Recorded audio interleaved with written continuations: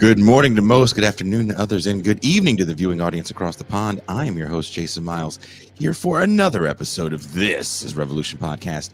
If you're new to the channel, thank you so much for checking us out. If you are a returning listener, subscriber, or one of our very valued patrons, so glad to have you back. I just want to thank everyone that made it to movie night last night. I was a little bit late to the party, but we did watch one of the more serious movies that sparked a very spirited post-show discussion about class, crime, and vengeance. I'll be putting up that replay of Blue Ruin soon, so keep an eye out for that if you missed it live. If you appreciate the programming here on TIR and want to be part of our movie nights and more, become a patron for as little as $3 a month or $30 for the year. You can have access to the champagne rooms, past and present, and also get to join us for the movie night watch parties. And you get the replay if you miss it. Now, let's get to why you people are here in the first place. Crime in the urban core of America.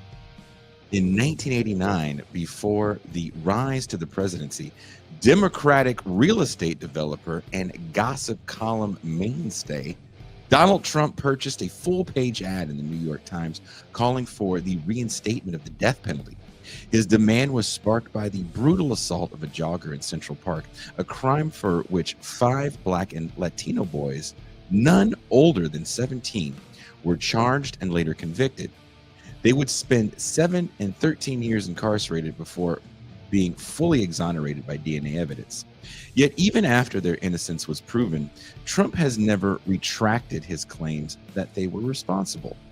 At the time of the crime, the boys admitted to being in the park as part of a large group of teenagers described in the press as wilding, a racist caricature of Black and brown youth as roving urban predators. These images of racialized chaos became central to the wave of law and order politics that would dominate the late 20th century, fueling mass incarceration and militarized policing. Decades later, after the uprisings over the police killings of George Floyd and Breonna Taylor, these narratives resurfaced. Public demands to defund the police quickly gave way to a reactionary resurgence of lock them up rhetoric. Once again, Trump is flexing authoritarian muscle, not to reduce crime, but to wage a partisan battle against Democrats while tightening state control over poor and working class communities. But Trump is hardly alone. California Governor Gavin Newsom has also embraced a politics of punitive spectacle, deploying the National Guard to clean up homelessness.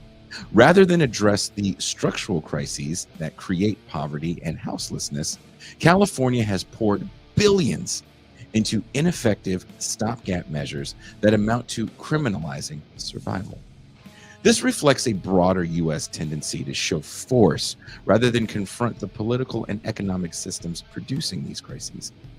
Despite statistics showing declining violent crime in many urban areas, both Trump and Newsom have positioned themselves as tough but compassionate leaders by posturing over public safety. These displays of force reveal a bipartisan consensus. Poverty is a crime, policing is the solution, and state power is a weapon to be brandished rather than tool of justice. Today on TIR, we'll discuss crime in the urban core and how lawmakers, corporate media, and citizens are shaping and responding to these narratives. To join me in this discussion, I have my homie, my dog, my man of the Mau Mau Hour. He is the Prince of Miami. He is the Pascal Robert. Peace and greetings to the chat. Peace and greetings to the audience. Peace and greetings, Jason Miles. How are you for me, it's a very beautiful Saturday morning. I'm sure it's nice in Florida. Or is it overcast? It's overcast, my man. And humid. Yep. She is the voice of reason, coming all the way live from hood somewhere in the Bronx. She is M. Tucson. Good. Hello. I just want to say that you and I recently did Champagne Room, where I stayed up very, very late. And I don't think I should do that again. I actually ended up in urgent care the next morning. I'm okay, but I don't think staying up late helped me. Wait. What? I mean, what happened? You were just partying? You just I, was, found an 8 I, ball lying around, and you were like, "Well, I'm I here already. It's time to go full hog." might as well. I will give you guys an update in 7 to 10 days, Oh and my god, you had heart palpitations. I'm okay. I'm okay. You really have to stop doing the booger sugar. It was intense, but I'm here, and the Champagne Room is worth listening to. It was 3.5 hours. I re-listened to it, and I dropped some gems, I must say. Time stamp some of your better ones, and we'll make a clip reel of Tucson's gems. I'm gonna start doing that in the comments. Are you guys seeing the comments on the screen? Because I'm not seeing any. I am. Oh, okay. Well, then I guess it's just me. Racist comments. Pascal and Toussaint. Question. How have law and order campaigns function? How do they function as political theater rather than serious attempts to address violence, in your opinion, Pascal? Oh, it's really easy, man. No one likes crime, and it's easy to hate criminals. And particularly when criminals tend to be people who have traditionally been ostracized by communities, i.e., the black and brown, it's very easy to make them targets. So you won't pay any political price for targeting such communities, and you can gain copious benefits by making them the scapegoats for all of the social ills in your society by saying they're the natural born criminals, like Donald Trump said less than a week ago. Toussaint, are you a natural born criminal? Mm. It says all you see is, and then it says crime in the city. No, I am not a natural born criminal. I think that's like eugenics talk, low key. Yes. Like people don't really acknowledge it as such. Criminals aren't born; they're made. Um, I'd say at least for the most part. But There you as go. There you go. the block is hot.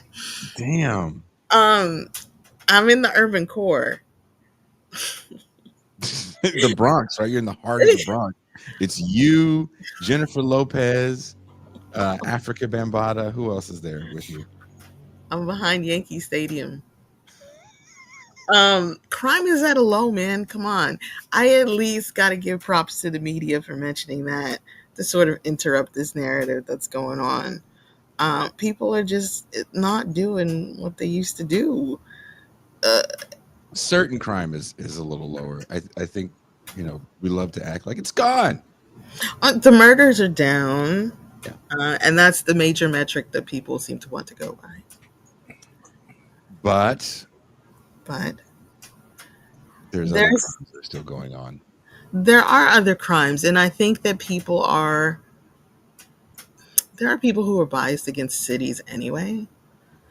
And it's not just a bias against black people or Latinos or quote unquote urban people. Mhm. I think some people just don't like cities, and they're going to be very upset about them anyway. They hear scary things about them.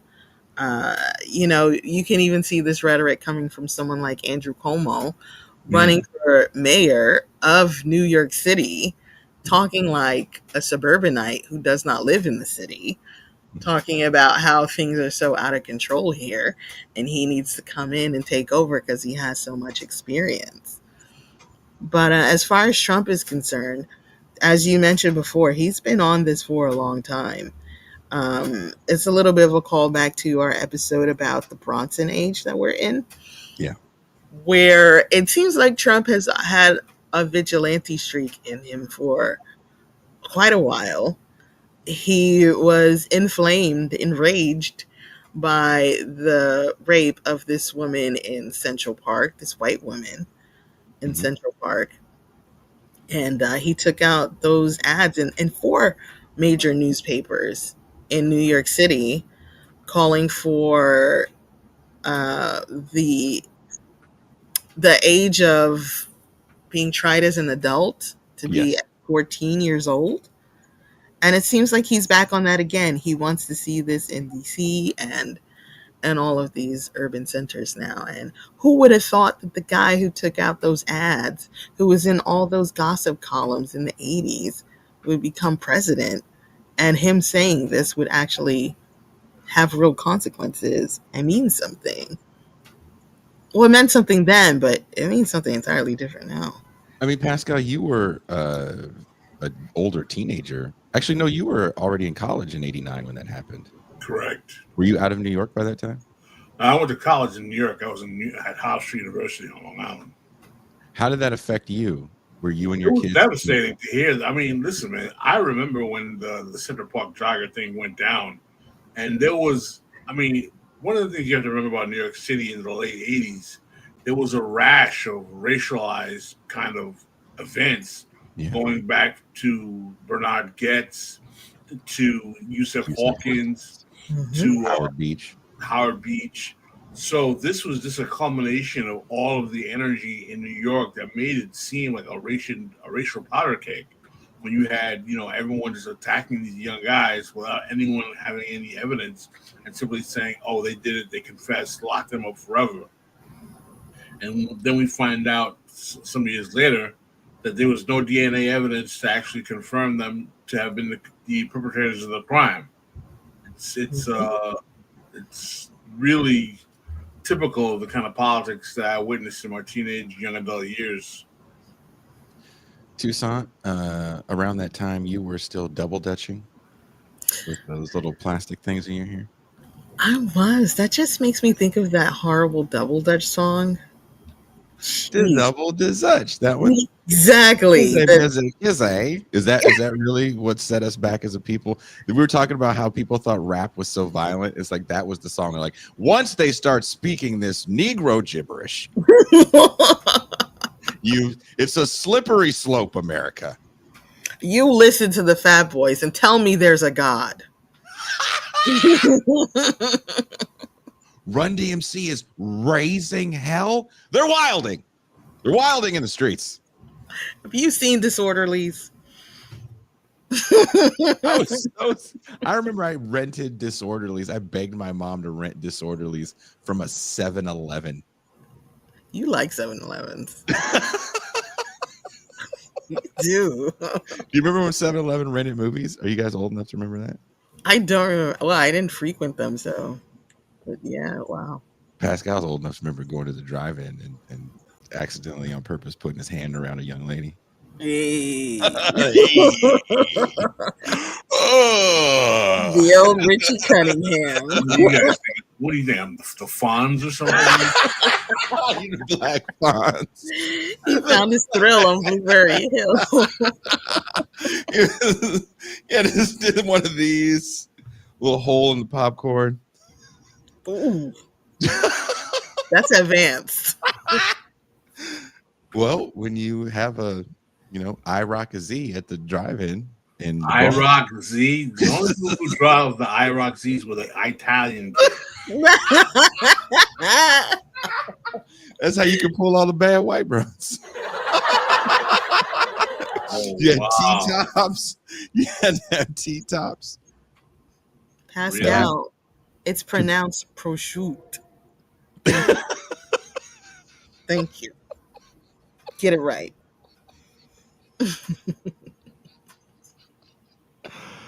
Nuri Yank asks a good question. He says, honest question, do peeps in the U.S. just focus on injustice when there's a racial element?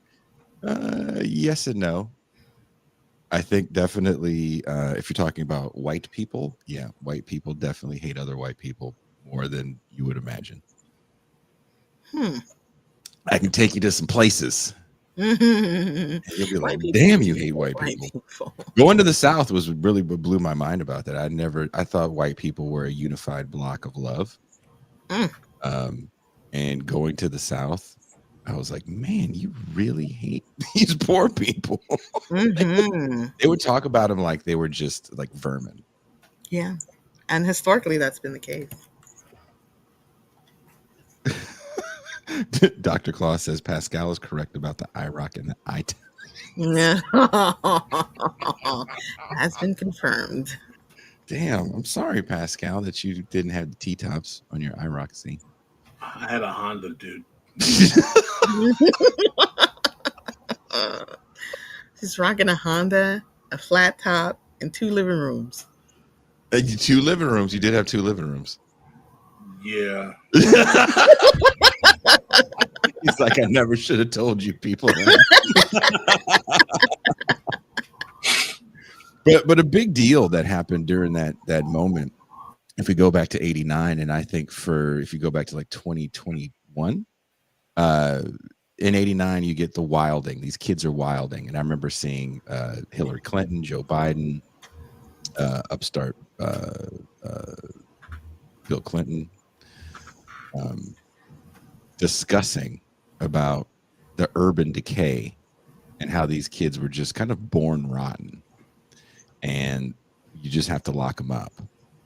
And then if you fast forward almost 40 years later, 30 plus years later, we're going to see similar images, but instead of wilding, it's smash and grab robberies. And that really, for me, changes a certain narrative of law and order and how we view what justice should look like. Because there's a moment where people are really saying, I think the police shouldn't fuck with poor people so much. And maybe we should, not be so punitive for people that have expired tags, for example. That's a fast track to an ass whooping when you're poor with expired tags and no insurance. It was not so much post George Floyd. I think it's also shoplifting. Yeah. And I mean, I'm told there are definitely gangs of kids. It's run by adults, but you kind of hire the kids to do the shoplifting because you know that if they get in trouble, they're probably just going to get off. And that is something that Trump mentioned, not the shoplifting gangs and those kinds of plans, but he has this idea in his head that these young kids are getting into trouble because they know they can get off, which is why you should make them charged as adults as young as 14. Well, they changed the shoplifting law in California, and they're making it even more punitive, kind of going back to what it was in the 90s, even though we saw that was a failure in the 90s. Right. But for some reason, I don't know. Why do you guys think that shoplifting has replaced truly violent crime as something that needs to be stopped and causes a lot of fear? Why do you guys think that's the case? I can't call it. I mean, it seems like maybe because property crimes are in an age of precarity that we have right now in the kind of post 2008 era to ring a certain type of way for people and members of society, since people are basically more scant to have their property, that any type of attempt to take what they have angers them a little bit more. I mean, if you steal my car, I can't get to work. And if I can't get to work, my boss doesn't care if I lose my job because you stole my car. It would be pretty fucked up. There was a couple in Fresno. Sorry to cut you off. I do want to finish this point. There was a couple in Fresno that there was a rash of robberies. And this is where I get mad when people say crime is down all across the board. Like, so there's nothing to worry about. It's like certain crimes are down. And you really have to understand why others are up and why people would be angry. And this is kind of what Pascal's hitting on. So a lot of people work multiple jobs, and some of those multiple jobs revolve around their car, especially if you live in a state like California. In Fresno, California, a couple baited criminals with a bait car. They made their own bait car, and they would come out. They had cameras on the car and beat the shit out of the people with bats. And they ended up getting caught because the neighbors eventually called the police on them. But at first, I think this went on for like 3 months. Because it's not like you can get your ass beat and call the cops. Like, hey, why did you get assaulted? I was trying to steal this car that had the keys in it. And then the owner came out and beat the shit out of me with aluminum baseball bats. Eventually, people saw this barbarity and they were like, okay, it's enough. Like, you're not stopping. You're not helping. And these people eventually got arrested. Wow. I think well, let me just say, I think that those are robberies, and certainly, I think Americans are sensitive to property crimes. We don't realize how much like property rights underlies what we think of as American life and American law.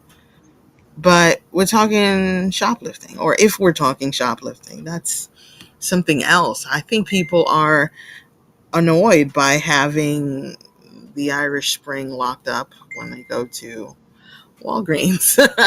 Talk about white people hating white people. They don't want the toothpaste, the extra strength, the Gree locked up. It is crime sort of affecting their everyday experiences and making it unpleasant and cumbersome. I think it has a lot to do with these drugstores. I just want to say CVS, Walgreens, Rite Aid, all of those stores, horrible. They're often in these poorer neighborhoods where you won't find a supermarket, but you will find those drugstores. And you will find snacks in those drugstores. So you can't get an apple, but you can get hot Cheetos. And you can get drugs. Yeah. I think that that's one reason why it's like these crimes are sort of affecting your everyday life, even if you're not a victim of a crime. I think these stores are hysterical. They report to the media all kinds of things. They complain a lot. There's even an idea that maybe they were trying to replace their own security with police so that they wouldn't have to pay security anymore. And Yeah. it's schemes and suspicions and things like that that people don't necessarily think of, but it's one of those things like seeing unhoused people all around that makes you feel like crime is up, even though the stats are down. I mean, I think it all works together. I don't know if you guys feel the same way. Like what you're talking about with getting drugs at the CVS, like that we've said this before on the show that there's a crime industry 30 years ago that is Mm. very violent, but it exists because of a lack of jobs. Now, that crime industry that existed 30 years ago doesn't exist to the same level it existed before because all of those drugs have been totally legalized and privatized. Granted, crack is still illegal, but there's tons of other shit that is not, Mhm. right? Fentanyl, oxy, Adderall, marijuana, psychopsilocybin, gambling. There's so many vices that existed in an illegal economy that are legal now. What is there left for these people that did exist in an illegal economy? Kind of all you have is smashing and grabbing. And when you look at one of the bigger theft rings, they only made, and it's a big number, but it's not that much when you think about crime in a meta sense, a few $1,000,000 a year. And they had a multi-state theft ring at Ulta Beauty Supplies. Hell yeah. And They they were were going to, yeah. Like mansions in California where the, McMansions. They didn't even live in like the nicest part of San yeah, Diego. They lived in the East County of San Diego, which is not what you think. It yeah, ain't near the ocean. yeah. So this woman was kind of the poster child for this is a problem. But no one really stood back and said, okay, well, how do you have this many people on payroll, first of all? Mm-hmm. Second of all, you're legally selling these things on Amazon. Mm-hmm. It wasn't like she had a fence. So even fencing operations have been legalized through eBay, Amazon, insert, sales, Facebook Marketplace. Mm-hmm.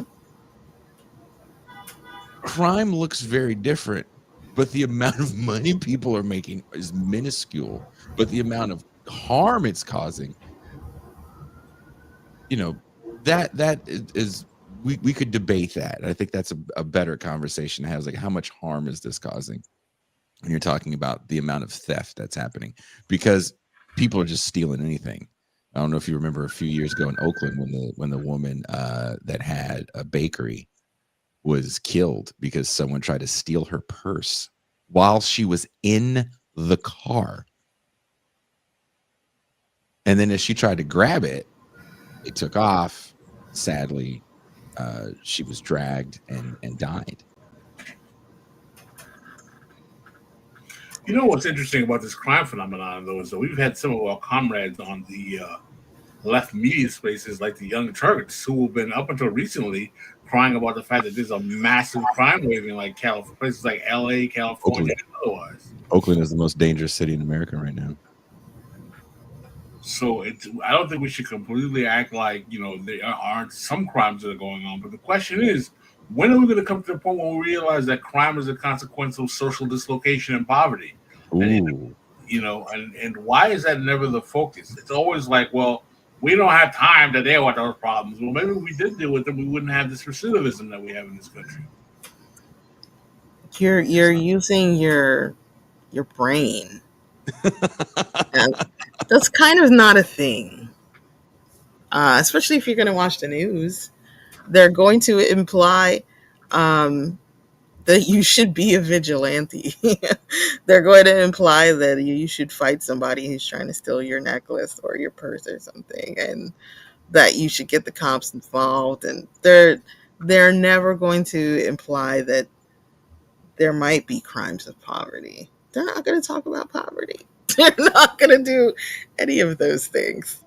Well, you also have poor people that'll say, well, I'm poor and I don't do these things. Ergo, this person's doing it because they're selfish. They should pull themselves up by their bootstraps. Two things can be the same. Things can be the same. Two things can be the same at one time. Mm-hmm. No one's trying to act like criminals aren't culpable for their actions, but their actions also are a product of social realities that they're in at the time they commit these offenses. Toussaint, what state were you in when you were stealing all that lipstick from the CVS? I mean, I had friends who did stuff like that. I had a friend that worked for Sephora, and she's the one who told me about them gangs. Because I think it was at some point after COVID, there were gangs who were robbing Sephora, all these stores in Soho, these like upscale designer stores. And she explained to me that, it's literal children. And they report e-bangers, Toussaint? Who are eBayers? No, she worked for Sephora, and she said it was understood that they were going to get robbed by children. Children who report to adults. It's not like they were, doing it on their own for fun. And she explained that, the kids wouldn't get in trouble, and that's why they're kids that are robbing them. She also said that it falls under spoilage for these stores. It's not it's not a huge dent in their inventory. Also, they expect it. They expect those kids to come. Does that mean that the product is good? Like when people OD on the heroin, they're like, let everybody know we got all the kids robbing the Ulta. I mean, speaking of heroin, well, I was thinking of crack, actually. Okay. I felt like when people on crack, they got active. But these new drugs is like, I mean, from what I can see, I'm not out at like 3 a.m., right? But you're saying when people did crack, they were going to Jack LaLanne and join up and get back. Jack LaLanne. Just trying to make gains. When they was on crack, they was getting active, but like these people are just nodding. They're nodding. They're leaning in air on something that doesn't exist. They're like falling over but not falling. Can you imagine the commercials? Fentanyl, the lazy man's drug. Yeah. If you've seen someone do the lean, like those hard leans, where you're like, I kind of would rather watch you than Cirque du Soleil. Yo, man, it's intense. The C train is intense.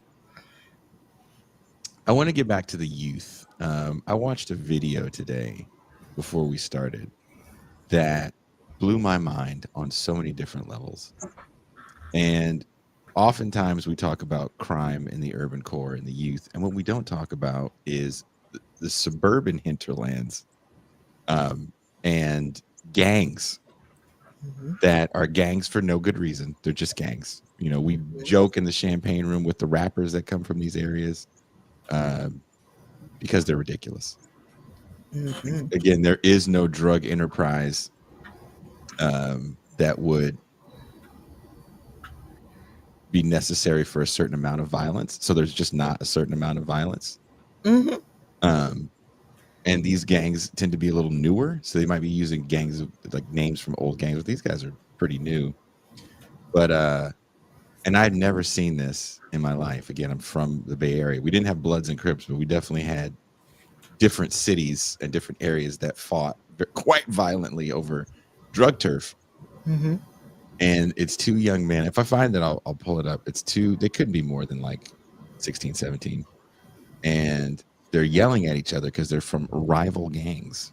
And they're yelling at each other to run up, but they're walking side by side. So I've never seen that. Wow. and then one of the guys who's also yelling run up, I guess his mom came and picked him up or something. Hey. Okay. And he gets in the car, and then somebody's yelling from the car, like, you ain't gonna do shit because you're from the blah blah blah gang. And they start throwing gang signs at each other and yelling at each other to run up. And I was What's like, your set, fool? I ain't your set, fool. oh dude, now you make me want to find it, Pascal. Because I've never seen anything like it. They're walking side by side and they're like, run up, fool. You ain't finna run up. Do something. Do something. And I'm like, but you're next to him. Why don't you just do it? Just do it. That's how this works. Like, you don't know how this works. One of those infamous World Star hip hop videos. No, because in world the people get knocked out. They didn't fight. I mean, that's what you got to do now. You got to say these people are your ops, but you don't necessarily fight. You get on Instagram Live and you give your location and you tell them to come get you. But you leave before they come get you. That's what you do. Sound like you've been listening to too many clips videos. PP. Clips don't be talking about ops. That's like very much Chicago thing. Everybody, dude, all those California rappers out here talking about the ops. The YNs. Yeah, thank you, YNs. But that ops talk, I feel like, started in Chicago with the drill scene, and they were just offing each other all the time. I mean, if you talk to Bill Cody, he'll tell you that they're doing that in Jacksonville and St. Louis and other places too. But like Chicago drill scene, they put it on wax. Talking, the whole song is about your ops and killing them, dancing on their graves, and speaking badly of dead people and all the disrespectful things. I feel like that comes from drill scene, I think. I mean, I think rap is such like, if we look at it culturally, right? People want to look at rap as just, it's the voice of urban Black America that must be Russell Simmons heard. was saying. What'd you say? That's what Russell Simmons used to say. He used to call them poets. Oh, what's that woman's name that everybody likes, except for me? Amanda Seales, who's got a degree in hip hop. Oh, Masters in hip hop from Columbia. Really? Yeah. She diagnosed herself with autism. When you take those tests, which character from Sex and the City are you? My first thought was Samantha, but I'm probably Charlotte. Well, actually, I don't know. That means you're autistic. That means I'm autistic. Right? That's how that works. What color is your parachute? But I don't think hip hop plays a role in anything, and I don't think it ever has. But I will say this: what is hilarious about it is it has doubled down on being an advertisement for these tough on crime narratives. Blicky and sticky. Like, dude, Kush looks said sex in the autism. Dr. Claus said Amanda Seals is my ops.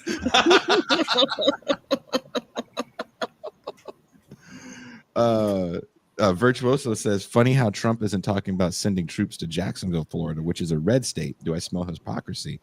There's red areas of California that have higher crime rates than Los Angeles and like San Francisco, for example. Bakersfield comes to mind, and they're very, very red. Actually, if you look at the more dangerous parts of the state, it is run by conservative sheriffs and conservative district attorneys. And California as a whole kind of votes more Democratic, but these guys definitely lean into the tougher on crime laws. And you don't really see these troops being sent into places where murder rates are actually higher. Now, when I said Oakland is the quote unquote the most dangerous city in California, you're going to get your car broken into. It's not a matter of if, but when. And again, we're talking about kind of this age of precarity, and there's a lot of insurance companies that are like, we're not going to cover your window. So if you busted out my window, now I got to come out of pocket for that. So you know how it is. If you're broke, this shit fucking sucks. You're struggling to pay your insurance to make sure you got tags so you don't get fucked with, which again is a little bit different now. You can ride around with older tags before the cops start trying to pull you over. But if you got a busted out window, you're definitely going to get fucked with by the police. I think the real question is your mayor black? Black and Democrats. Black and Democrats. I think when you look at the suburban areas of America, you can have a black mayor in a place like Stockton. They no longer have a black mayor in Stockton. And you're not going to hear about we need to bring in the troops. And that's when Stockton was like one of the most violent places in California. And it's because we don't really think about bringing in the troops to the suburbs. Toussaint was right. For a lot of people, and people have been mentioning it in the chat, the city in and of itself is a scary place because in the city, there's a lot of shared space. It's made for walking. You have apartment complexes where people live close to each other. Yeah. It's a different environment that if you've been living in the suburbs now, we have generations of people that have grown up in suburbs, and cities to them just don't make sense. They ride in their cars to and from work or work from home. They commute to their stores. You know what I mean? Yeah. So coupled with the internet, suburbanization of America really started shutting people off from a certain idea of community. And now we've kind of killed the shopping mall, which is maybe the one thing those people could do, right, where they would be around each other. So, walking around San Francisco, I was just up there to see my kids, and I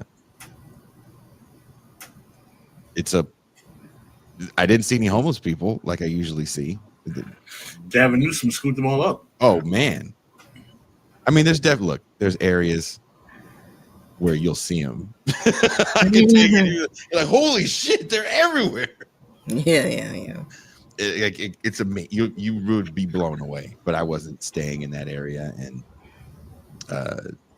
you can avoid it relatively easily, and you don't have to see it. And there was tons of tourists from different parts of the world having a ball. I came across something, and I don't know how you guys feel about it. They said that in the United States, in American life, Black people are associated with Russia. I think there may be some latent idea that Black people are associated with communism. Because definitely there were a lot of Black people who were adopters of communism. And it makes sense that they would be. trying to make things more fair. But if you live in cities and you're associating cities with communal spaces, Black people live there too. Maybe people are making these kind of weird connections.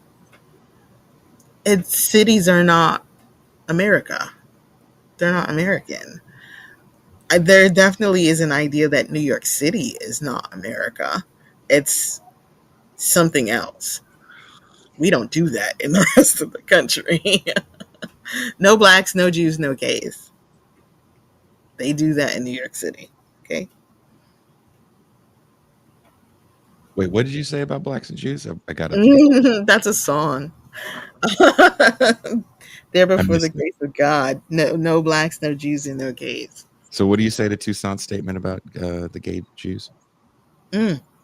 No, I mean, there's truth to what Toussaint is saying. Is that in that if you look at what the conservative notion of what America is, Mhm. it's really this kind of Americana that goes back to Ozzie and Harriet. That's outside of the urban core, Mhm. or even worse, it's like the kind of southern lore of home, home on the range with the deer and the antelope play. It's the country. No one would ever accuse like the urban cores like New York, LA, Chicago, DC, Atlanta of being quaint Americana because those places are cosmopolitan. You have diversity of people. You have minority groups there. You have people who speak different languages. And this is not the kind of image, and people who are democratic. This is not the kind of image that conservatives push off as American.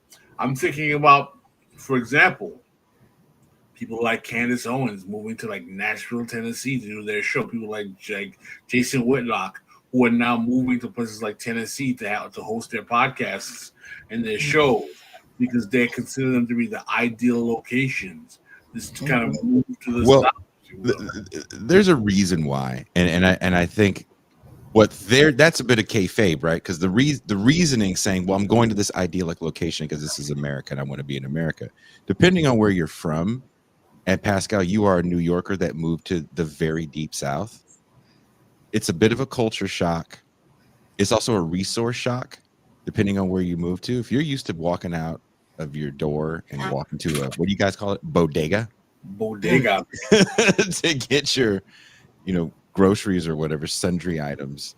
That changes when you move to some of these places. But when we talk about Nashville, a lot of people have been moving there for a lot of time. A lot of industry people have been moving there for a long time. So there's tons of industry in that place. And it's a real city there. So whatever you were getting from, let's say, Los Angeles, you're already used to driving. So driving to things isn't a big deal for you. But you want a city. Nashville is great. And guess what? It's half the price. It's the same with Austin, right? Same exact thing with Austin, where if you're used to driving already, it's not a big deal. The downside to those places and the reason why those people leave those places, again, Austin, the weather fucking sucks. I've heard more than once that their homeless people are very aggressive. And I'm like, what do you mean very aggressive? I saw a homeless guy in front of the supermarket yesterday. He was sitting on top of all the shopping carts outside of the supermarket. And he was like, I just want people to get rid of the bumps in their brain. I got rid of mine. I just want you to get rid of yours. Hey, man. Hey. I feel like that's not what's happening in Austin. You don't really know how deep it gets. But hey, maybe that's a shock for some people who moved to Austin. Like, I'm not used to this. The shock to people, first of all, Austin, I don't know if you guys ever spent time in Austin, but for years it was known as the music capital of the world. There was just live music everywhere. With the influx of all these tech people, the first thing those people did was, can you tell the band to turn it down while we're sitting here talking about nothing? So you started to see the end of a lot of historic music venues. Now, when you fly into Austin, they still play it up.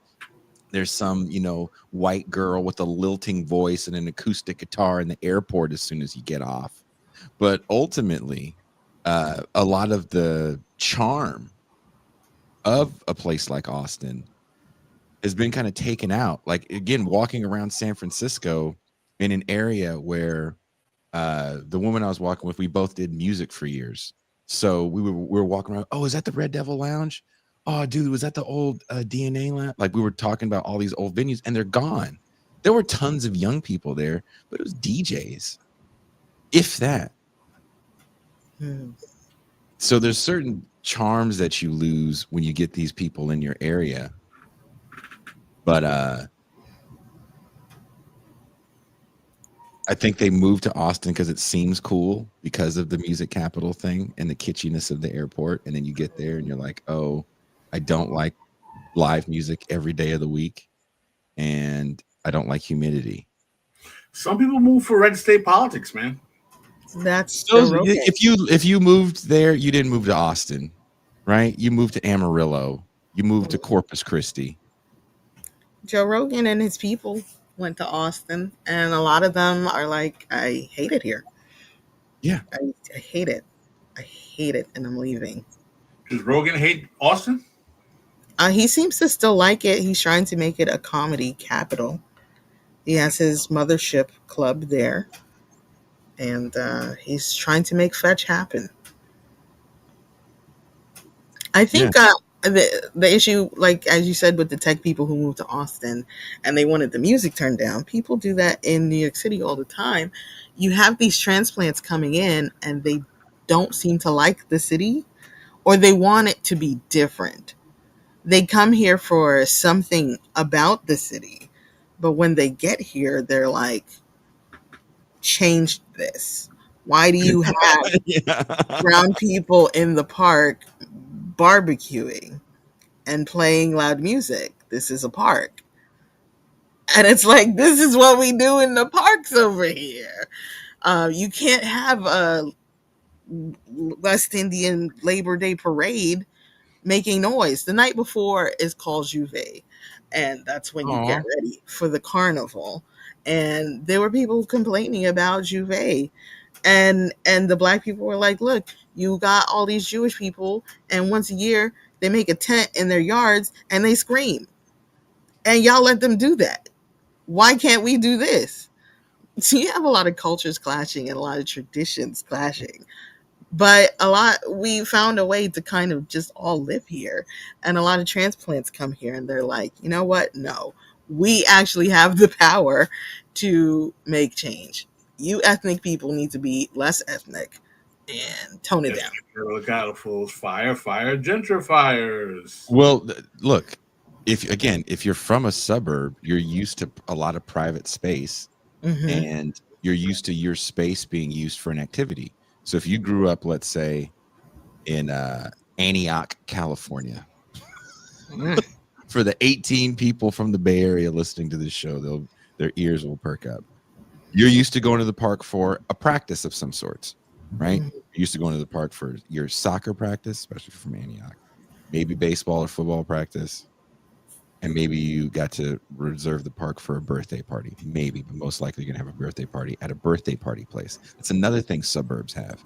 Birthday party places. Places designed for you to take your child and their friends. They can play for an hour here. They have 30 minutes to open up presents here, and you get the fuck out.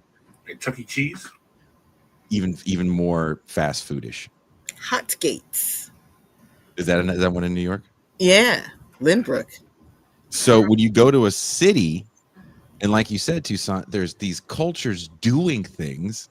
Like, what the fuck, dude? There's Brazilians here having a fucking parade today? African drumming. Go in parts of New York, like in Brooklyn, you find motherfuckers having African drumming circles. Right? That's That's not what you signed up for when you come from a place where if you want to have a drum circle, you pay for your private drum circle space. So these are people that already come from the idea of space is a commodified thing and you pay for your personal space. That makes a lot of sense. My mother used to complain about our next door neighbors. They were Jamaican, so she was going to complain anyway. But apparently they were from Brooklyn. And she's like, You need to understand that these people are from Brooklyn. They're not used to having backyards. They do everything in the front, and they're not supposed to do that. They're in Queens now. And I have to admit, when I moved to Brooklyn, that was something that I was not used to. You got the Mm. Domino's table on the sidewalk. You got on the stoop. And it's like, where are people supposed to walk? So I used to walk in the street, and you don't do that in Bed-Stuy. That looks weird to them. You're supposed to walk past them and say hello, because Bed-Stuy it's full of black people who were from the South. And you have these places in New York City that are secretly sleepy Southern towns in the North. That's what they say about Harlem. It's a village. You say hi to people. So me being from Queens and walking in the street, like, I don't want to say nothing to nobody. That's very antisocial. It's not, well, it's asocial. It's frowned upon. But I'm not used to people doing stuff in the front of the yard and on the sidewalk. You have your cookout in the back, and you invite people, and they come and they go to the back. But they don't really have the backyard They situation. don't have a backyard. Yeah, when you walk around a city, you're gonna see city shit, right? Yeah. People are going to be doing things like when if you live in an area where kids don't play in the street, Mm-hmm. and we can talk about, they don't play in the street because of the internet. That's bullshit. Kids still play in the street. Mm-hmm. I see little kids playing in the street here. You're in Mexico, man. They ain't got no internet. I mean, Jason barely got internet. If anything, it's the cars that stop kids playing in the street, I think. Which is Then you just yell out "car." I don't know if you guys grew up doing that. Car. Carcito. That's not what it's called. El Alto. Yeah. Stop. All of you stop. Jesus. Automobile. No. God damn.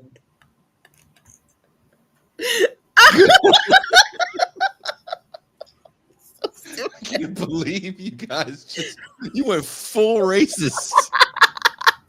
Remember this interesting discussion about why people hate cities, and you're like, why I hate cities? Around people that don't speak English. I feel like, okay, this is kind of like the Slavoj Žižek theory. Oh, good God. I know. He talks about how Europeans talk to each other, and they talk to each other in vulgar jokes. They make vulgar jokes about each other's culture. And to some extent, that kind of happens in a place like New York. Like, it's like we can say that about each other. Oh, New York is the worst. New York say totally racist things about this. New Yorkers refer to everyone else in ethnic racial slurs. It's the apex. Boston would like you to hold their beer. They don't have as many cultures though. So I think New York, we have more of a variety of slurs here.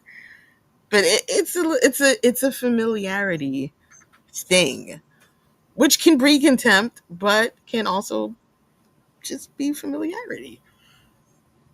It's okay that the Dominicans throw plátanos in the street when they have their parade. It's okay that they call it plátanos and not plantains or plantains. It's okay. This woman I know says plantain. I was like, isn't it plantain? She goes, I don't call it a mountain. No. Checkmate. I didn't say shit after that. I was like, plantain it is. Plantain is so weird. What do you should say? Plantain. Is that what it is? Plantain. Yeah. But the bottom line is the city equals a lot of confusion and degradation for people that live and have come from a certain area where everything is quote unquote orderly and neat. Mm-hmm, mm-hmm. So you walk into a city and it's just going to look like chaos. The first thing you're going to see, which is funny because you probably escaped traffic to get to the city. But once you get there, you're going to see traffic. You're like, that's why I hate it. Me. I hate driving to TJ because I hate traffic. And that's the first thing that I'm encountered with. Tore up streets, generally, you're going to see in the city. And by the time we get to, seeing unhoused people or the open use of drugs, there's all these other little inconveniences that make you hate the city. And the city is any big city around you. So this is Chicago, this is Seattle, this is Miami. This is Tampa. There's someone that lives in Clearwater that goes, man, I don't want to go fuck Tampa, man. Big city, man. Houston, some of the worst traffic ever in Houston. The city is just the site of all the bad things in a society right there packaged for you. Right? As you get out the car, there it is. Bam, in your face. There's a person leaning over on dope. Someone's begging for money. A building is closed. A window is broken out. And you're like, this is the problem. And I'm not saying that this is justifying these things that we see. It's just to try to help people understand the mindset of one that comes into a city, especially when you live your life in kind of suburban glory. I mean, I still feel like, as a New York City supremacist, I still feel like there's an appeal. People do want to come here.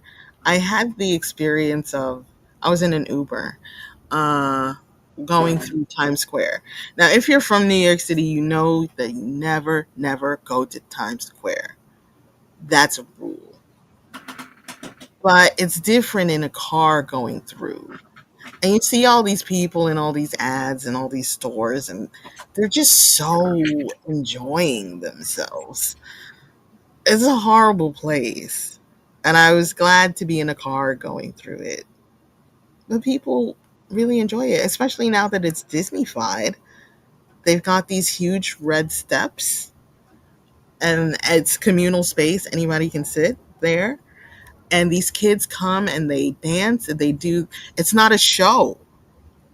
They're taking videos. They're doing TikToks by the red stairs. You see these TikTok videos in Times Square all the time. People want to come. I understand if you don't want to live here, but you don't have to trash the place. I think that there's something about living in a city that a lot of people don't get, and they don't want to get. Want to push back. There was somebody who wrote a book about this recently. I don't remember his name, but I think he used the metaphor of like these people come to New York City wearing white sneakers. They expect the sneakers to stay white the whole time. And it's like, no, that's not how that goes. You will get New York City on your sneakers. And they seem very upset about getting that on their sneakers. They want the sneakers to stay white the entire time. And it's like, New York City gets on you. You can't come here and expect that not to happen. And they don't want that. They don't want that. Pascal? Yeah, New York City gets on you in some ways, all right. Yeah.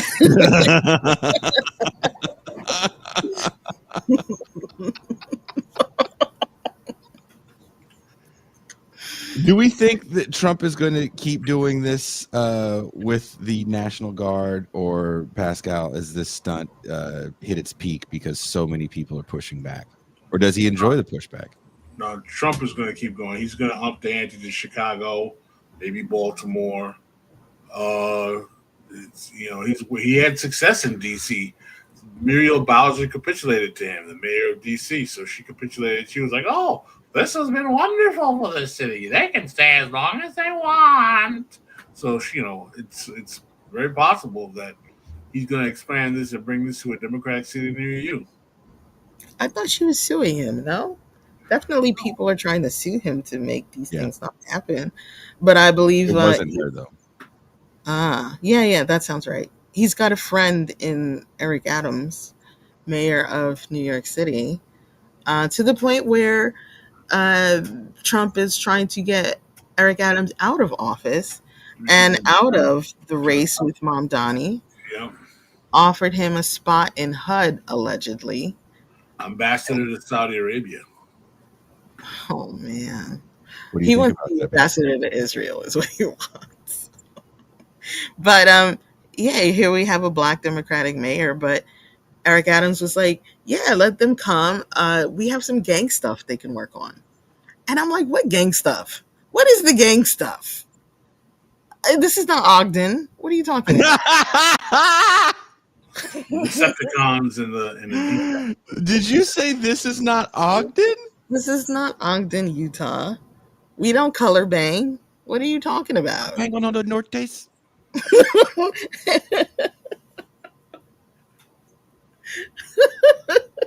The Serenos, he said. the Deceps, man. The Deceps out there, man. He said on the Nortes. He's on the Northerners. I bang on all the Nortes. Deceps are 50 years old. If you are a 50-year-old gang member and you never went to prison, I'm gonna be like, it's not. Are the gangs with us in the room now? Like, at a certain point, you got to tell, dude, it was never real. Never real. Like, this is what gang violence looks like in 2025. I want to show you guys this video of a fight where a dude knocks someone out and starts dancing. Can you see the screen? Oh, yeah. Is what you know.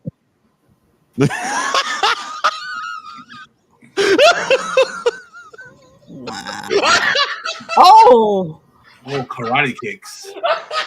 And he landed it. Wait. He heard about capoeira and he was like, I don't want to take the class. I just want to watch some videos and try it. Some YNs, boys. Some YNs. That's the YNs right there. Wait. I can't play the sound because of the song. I want to play it one more time. Watch him do the dance. Kick the dude in the chest. Look. Watch this. What? He dropped and did like a spin kick. Oh man.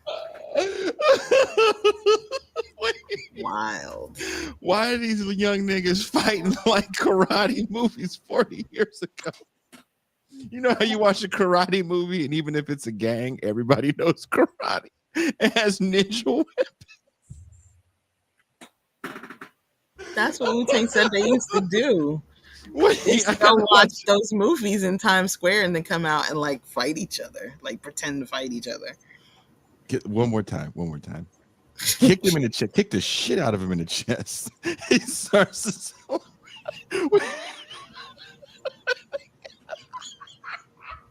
Stop, drop, and roll. Stop. Stop.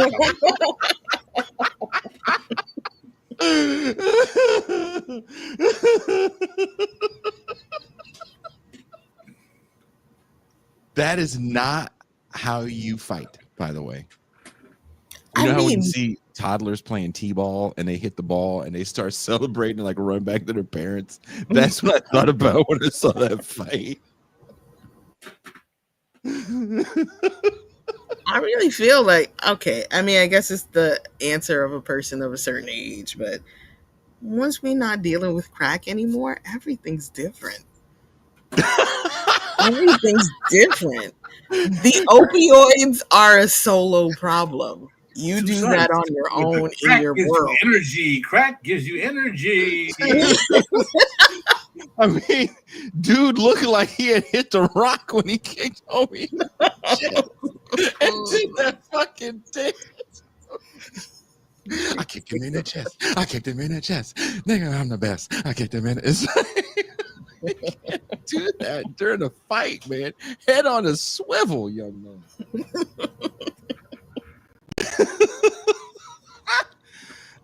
Ian Wallace says one reason people don't like shoplifting is because you pay for something that someone does not. It seems unfair to play by the rules and suspect your prices are going up to pay for it.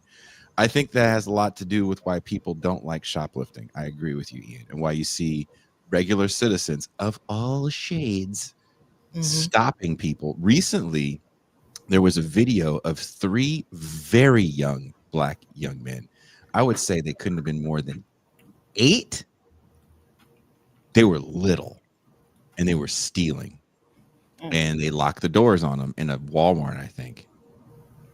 And there were definitely a lot of comments because that's what rage bait looks like nowadays. Rage bait is a lot of people getting caught stealing, people stealing large things of groceries, and regular citizens stopping them. And these were like little kids, so like Phoenix's age. And they were yelling and cursing, and they made a response video, apparently with their much older sister, saying that they don't have to steal because they have money and they have a house. And you're like, okay, I don't doubt you have those things, so why are you stealing? They only have one living room. So this is Pascal's. Pascal set the standard for childhood. I don't know who So It Goes is, but they said somebody got slapped with jazz hands.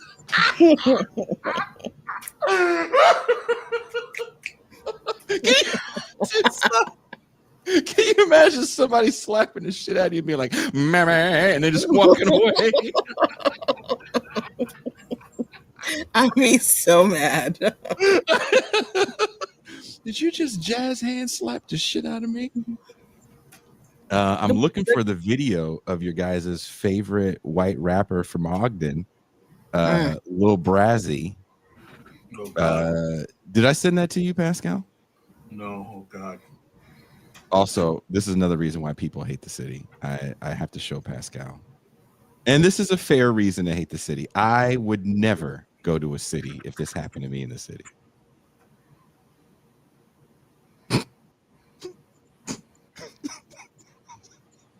What?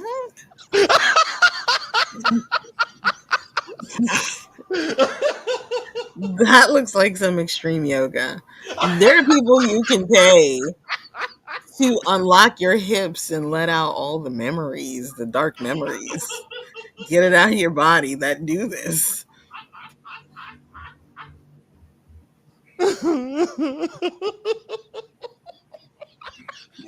So much violence.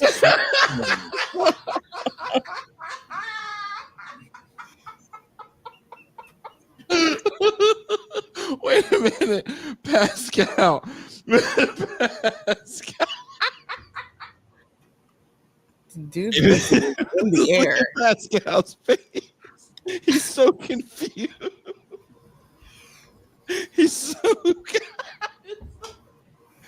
What kind of fight do you get in where this is the position that you end up in? He's doing that sunlight thing where you put the sunlight on your bum. To quote Riley Freeman, they gay. I don't even know where the other guy's legs are. Jacob Vigil says it makes no sense. Toussaint.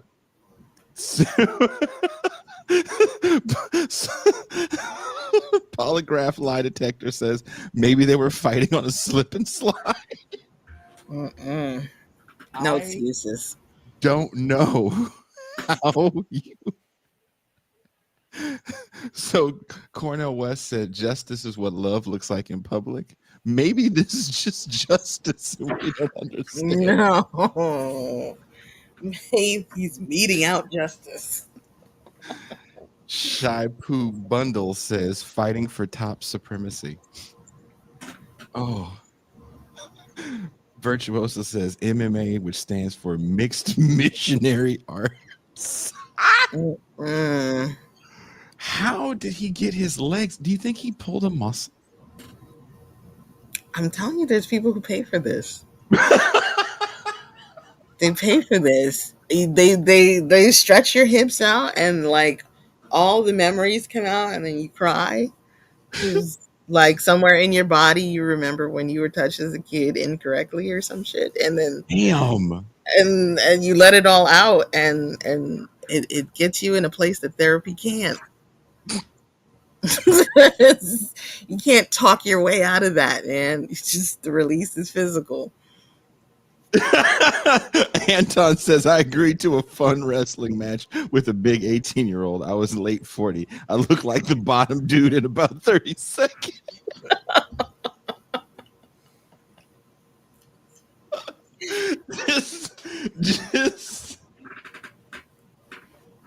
just the position that he's in of openness. You know what I mean?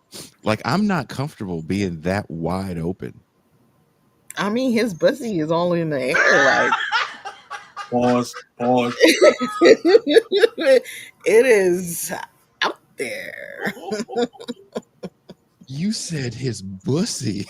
It is like when they try to get the sunlight on their balls or whatever. This is what is like happening through his pants. Oh my God. Pause. It is up there. It is out.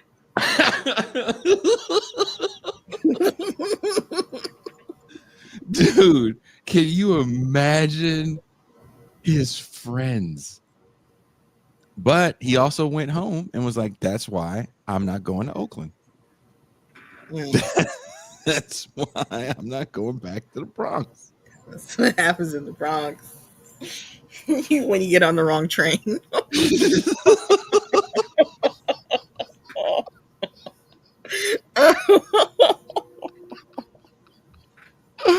Oh my God. It's so funny. I think that's the funniest video on the internet right now. But I have to find the Brazzy video for Pascal.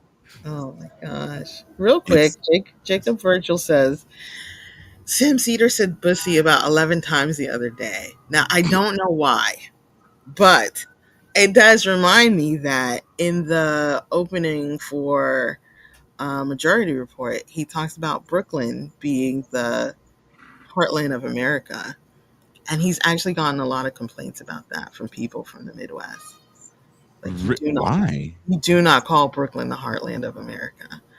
He actually has an explanation of the United States as a body and that Brooklyn would be where your heart would be. He told you what state is the stomach, what state is the brain, and how Brooklyn would be the heart. I love when they say Brooklyn is the heartland of America, but apparently, that's not America to a lot of people. But isn't Queens where you guys are from? Queens is for family. Damn. Queens That's is what for they multiple say. living rooms. That's what they say. When you live in the other boroughs and you have a family, you move to Queens. Because Queens is where the houses are. It's more suburban. It's just not Long Island. What's wrong with Long Island? Long Island is suburban. Long Island is the rest of America. It's also where all the white flight people from New York City went. Except De La Soul's parents. Except De La Soul's parents and Chuck D's family and those people. Eric B. Rakim's family. What's that other place that's kind of suburban in New York where the bunch of rappers are from? Staten Island? No. It's where Pete Rock, I think, is from. Mount Vernon. Mount Vernon. Yeah, isn't that super suburban? No? It's suburban, but it's a lot of knickknacks there. It's urban suburban. Like, parts of Queens are urban suburban. Like, even where Pascal lived, it's still like a block or two away from a main boulevard that is urban. Clearly, without any controversy. Gotcha. I can't, dude. Toussaint, you and Pascal are lucky. I cannot find the Brazzy video. I had just saw it, and then I was like, "Oh, let me play this one first," and now I can't find it. So you're very lucky. I can't find it, but basically, Pascal, your favorite rapper from Ogden, Utah. It looks like he's at school. Because what is he, like a freshman in high school?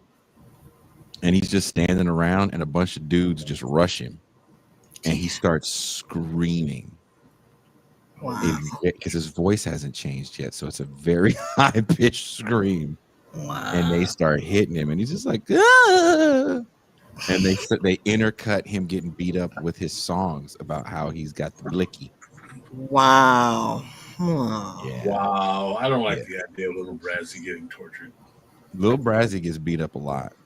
That is what bullying is like now. Can you believe that? They make a video and then Make a video of your ass whooping. Just shoot me. Just don't have my bussy out there for the world to see. And you got my fucking heels touching behind my head. And you standing on top of me looking like Shonuff. Just shoot me. Go old school and put a hot one in my ass. That didn't sound right.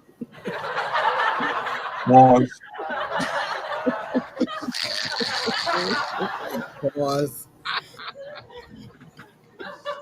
I'm in a bullet. Not a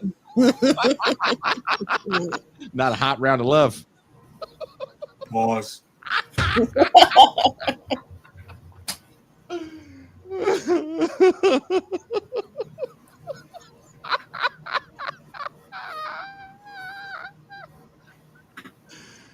I would just like to say also, the correct way to shoplift is at self-checkout.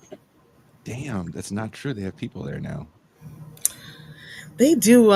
They film your own crime there too.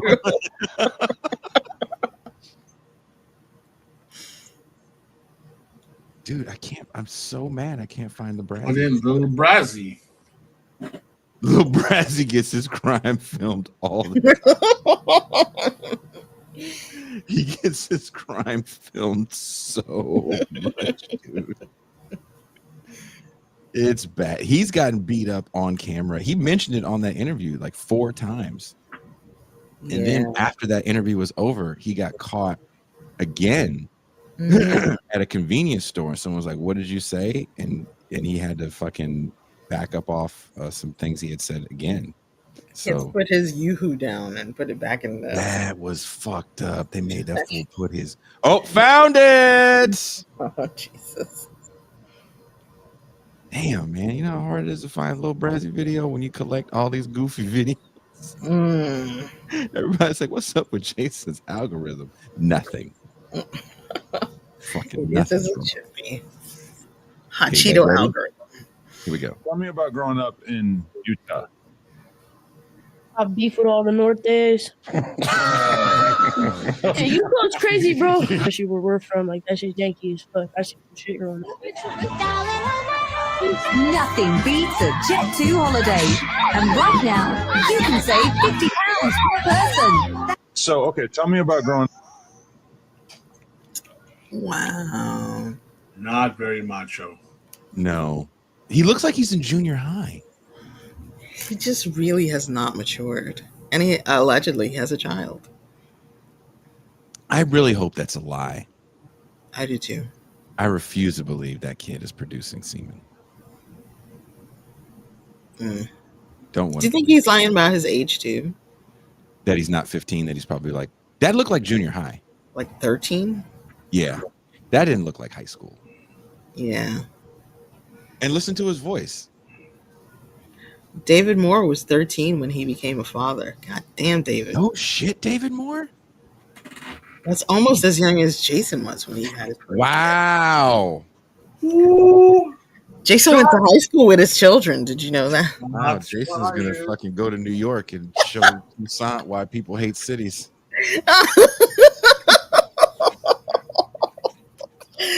Babies having babies.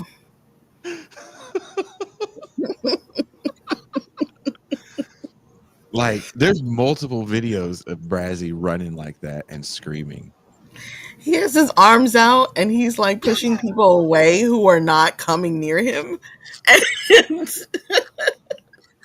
He's running like a woman in an 80s movie from a fucking slasher killer. he is. He looks like he's about to fall too. It's but for me, when we think about hip hop and what's actually really popular, Kendrick Lamar was able to take his words and perform at the Super Bowl, which is the last mass cultural event we have in this country that everybody tunes in for. And the halftime show is something everybody tunes in for. People who don't like football watch the halftime show. And he's not a gangsta rapper. No. His battle with Drake was not about I'm going to shoot you when I see you or I'm going to beat you up. It was about talking about his character flaws.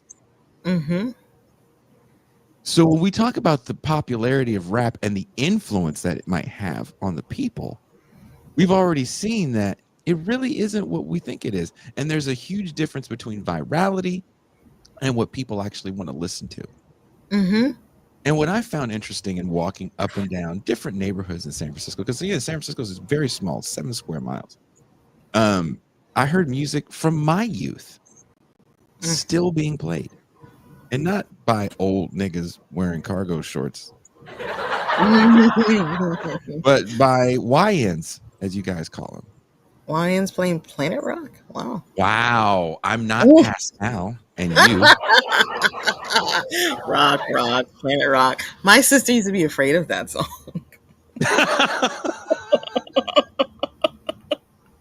She said it sounded like the theme song to a show that was scary. And that's why she was afraid of the song. Damn. I don't know what show that was. Prairie Fire said Jason's youth so like the Charleston. That's fucked up, man. Yeah, Tucson had to hit the fucking mute because the city is going on behind her again. So intro to a Wu-Tang song. I really wanted to make a joke about that, but then the siren came and I couldn't do it. That's what you get. But hip hop is not the culture isn't defective, if that's what you want to believe, because of Little Brazzy and insert female rapper talking about loads of semen she's drinking and the diseases that she has. You mean Lil Red? Any of them. She's not even the only one, because once you do that, it's like, how do I get famous? Okay, then I'll just talk about loads of semen and butt stuff. It's not even that, because nobody cares. Booty hole brown. Booty hole brown. Real quick, they did Lil Brazzy dirty with this thumbnail. I can still see him in the back fleeing in terror. He's like what? But what are you? This Brazzy's ass whooping and yoga butthole man. That didn't happen. These things didn't happen in the urban core.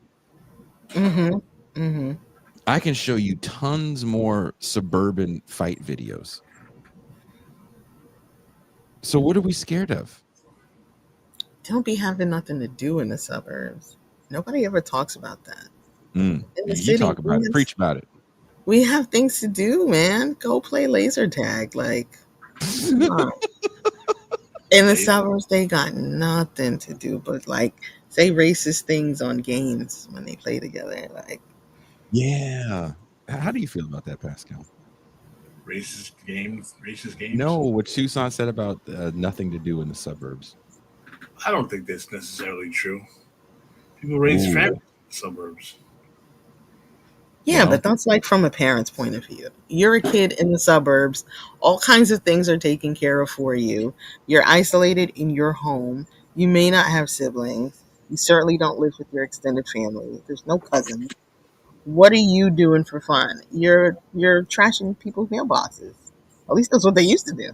That's true. She's right. You know why Pascal doesn't want to agree? Because he was a mailbox trasher. See that? A double living room haver. Double living room. Lee jeans wearing. Ducktail having. Lee creased Lee jeans having, gazelle wearing. Lee jeans were kind of the shit when I was. Look at it. I know he was wearing them. You want to just iron some of his Lee jeans right now for no reason. Pascal is wearing Lee jeans in the back of my communion pictures. Damn. With a ducktail. With a ducktail. If you are a black kid with a ducktail, and between the years of 86 to 91, you were a bad kid. What is a ducktail?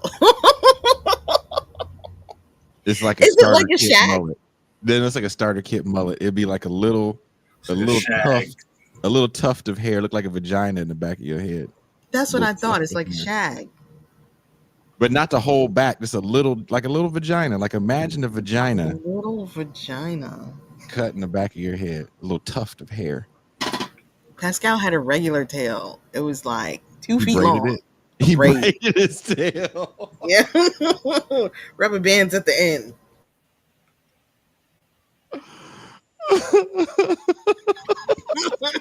Okay, this is the video I wanted to show you guys. We grab it, we pull triggers. If you ain't spanked the op, you can't hang around the babies. What's up? And your niggas will stop through the door trying to leave some noodles in the pot. Rocky on the wall, jams in his arms when the top is full. Fuck the hot spot, brother crowd. When he really popped his top up, sending shots on all the for riding through them damn block. Headshots, face taps, you better not miss. I sent my little brother on the skin, he came back with 3 hits. Better ask me really. Wow. Kush looks as the mean streets of Ogden. That's the Ute dem. You can't talk about this shit and not expect to get fucked up. But he's not getting fucked up in Los Angeles. That's a Ogden, Utah schoolyard ass whooping. Yeah. So the culture's not defective. What is Well, the I end mean- result? You two saw what I mean. Well, Wow. Wow. let's not throw the baby out with the bathwater here. There is a reason why he's doing gun talk. Somebody put that out there Mhm. as a thing that you should, well, it became a thing that you should send the National Guard to Ogden. They put it out there as a thing that you could emulate. Is that the word? Mhm. Yeah. Thank you. Yeah, it seems so cool. And all the kids want to do it. I saw a video of a little girl. I don't know, maybe she's 5, and she's, there's all these older Japanese dudes on stage next to her. She got the mic and she is just going to town. Like, her last name is Bantan. She was doing the reggae ting. Them. She was going. Mandem. She was going in. And I mean, reggae is very big in Japan and in Asia and stuff. But hey, she saw somebody do it and it looked really cool. And she was like, hey, I can do it too. Vanilla YNs.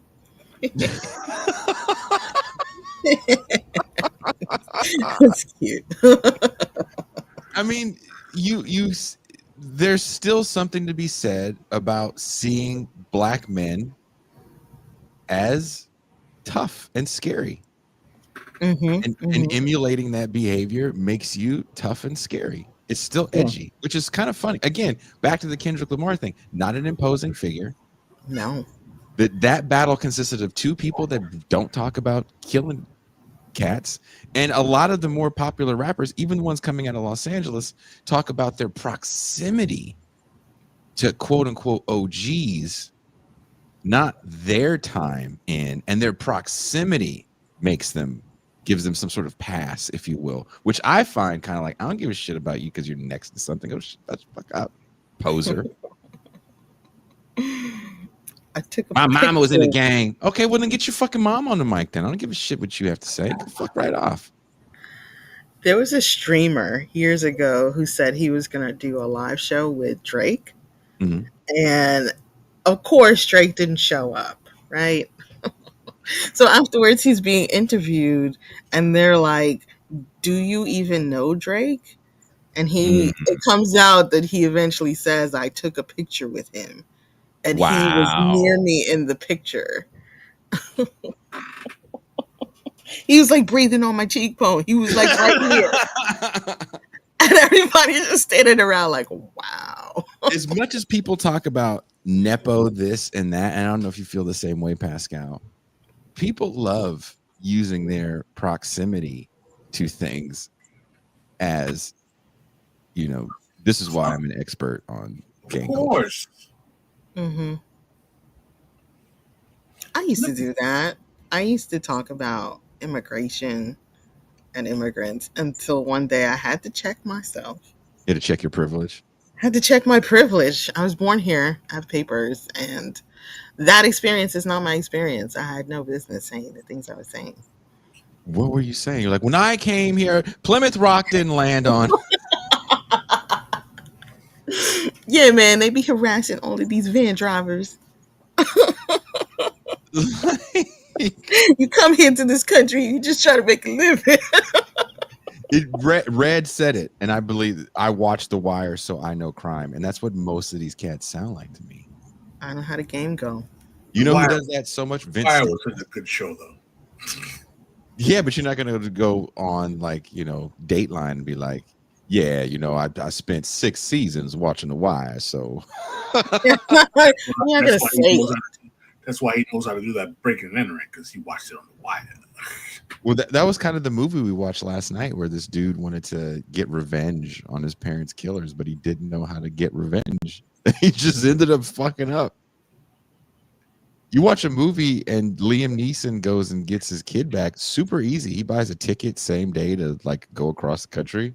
Like, damn, you got a lot of money. You could just go to Slovenia like that. Just okay, wow. Slob the lady. Wow.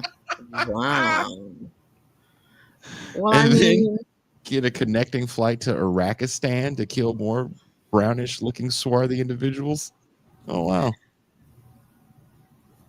Batman makes it look easy. Look, you just put on an outfit and you go out at night. You can't do in the movie. The guy, he finally steals a gun, and then the gun has a lock on it, and he breaks the gun trying to get the lock off, and he doesn't even have a gun to do the crime that he needs to do. The crime, because when you watch those movies, you need superhuman powers to get things done, or have some sort of like background in espionage. Mm-hmm. And even that in the real life, that doesn't look as cool as it does in the movies. Well, you don't know till you try, right? Don't try to get revenge, people. It's not going to work out well for you. You're going to end up like that man. Just Brazzy or that man is how you're going to end up trying to get your fucking revenge. I think I know how a grappling hook works. Oh, gosh. I've seen Batman use it before many times. However, I suspect were I to try to use it, especially in a dangerous situation, it would not work out the same for me. But you don't know till you try. Some people need to try in order to learn. Can you hotwire a car? No. She can't even co-wire a car. Yeah, she came in. Here's the keys. Start it. Ooh. Especially these new cars too, with the fucking not regular keys, the push button keys and shit. I can barely get in the back of a Tesla. Damn. Where's the handles? Exactly. Actually, I find it kind of intuitive, but then I was like, there's no way they designed it this way. Turns out they did. My dad tried to teach me about hot wiring cars at one point. And who is your fucking dad? Shaft? He was like, then you do this, and then you try to make the car go backwards a little bit slowly. And then I was like, all right, girls, we're going to learn how to siphon gas from our rich neighbors. It's like, you lost me, bro. Quality time over.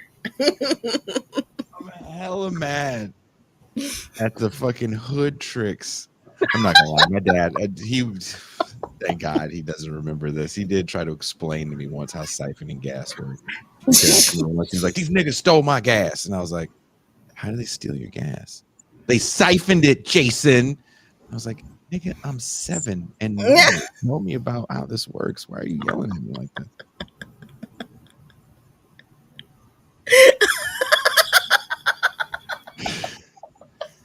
I just imagine your dad with a very thick mustache and a shag and a one-piece mechanic outfit.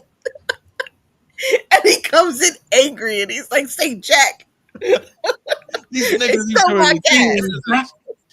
just stole my gas. And I'm like, I think my dad is losing his fucking mind.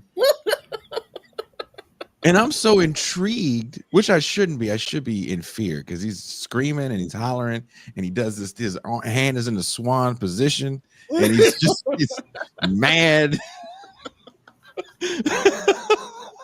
I don't know if this ever happened to y'all. And these niggas gonna siphon the gas. And he explained to me, showed me how it worked. And I was like, oh, I'll never do this. Because then he calmed down. I don't know if your dad was like that, Pascal or Toussaint, where they'd be all fired up in swan position, and then they show you how the crime happened in acting it out, just like they chilled out. Like, oh, My dad wasn't like that. Did your dad smoke? he did for a little bit, but he quit. I imagine him like that guy Schneider from that show. One day In his sleeve. Yeah. With a cigarette in his sleeve. Early to bed, early to rise. Going through life with blinders on is tough to see. I had to get up for me. There's a new girl in town and she's looking good. There's a fresh freckled face in the neighborhood. Somebody liked Valerie Bertinelli. A lot. She still looked like that. That was a great Yeah, show. that's Alice you were singing. Was that Alice? That's Alice. Or Yeah. One Day at a Time? It was not. No, one day at a time was like da da da da. One day at a Yeah, time. that's right. One day at a time. That was- Right. I got yours and you got mine one day at a time. I think that's what that was. No, I got yours and you got mine. Is That's Growing Pains? No. maybe Wonder it's something else. I got yours. No, not one. I grew up watching too much TV in the 70s. I think they should bring back automatic. I agree with everybody talking about no one stole their car because they had a stick. I was taught to learn to drive stick because no one Yes. was my car. I had a stick. And what happened? Nothing. I still have it. It No didn't shit. get You drive a stick? Yep. No way. Well, I don't drive it now because it's not working anymore. But it's a 2002 2002. What was that car that came out? Saturn, 5-speed. Pascal was like, "This is the most American car you can buy with your money." It's a great car, no interest. No money down. This is 95% made in the USA.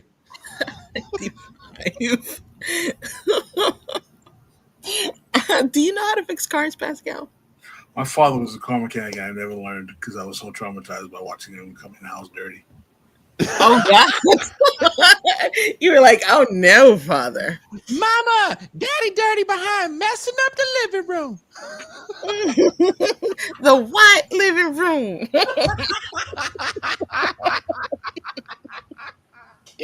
Pascal was like, "I want to read books." I was telling on his dad every time. Mama, daddy wipe his nasty behind boots at the door like you told him to.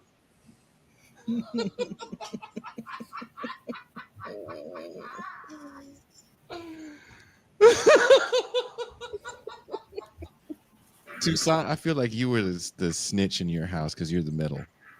Why would I I be the snitch? I was minding my own business, drawing pictures and stuff. Nah, I think you're the snitch. I think you did exactly that.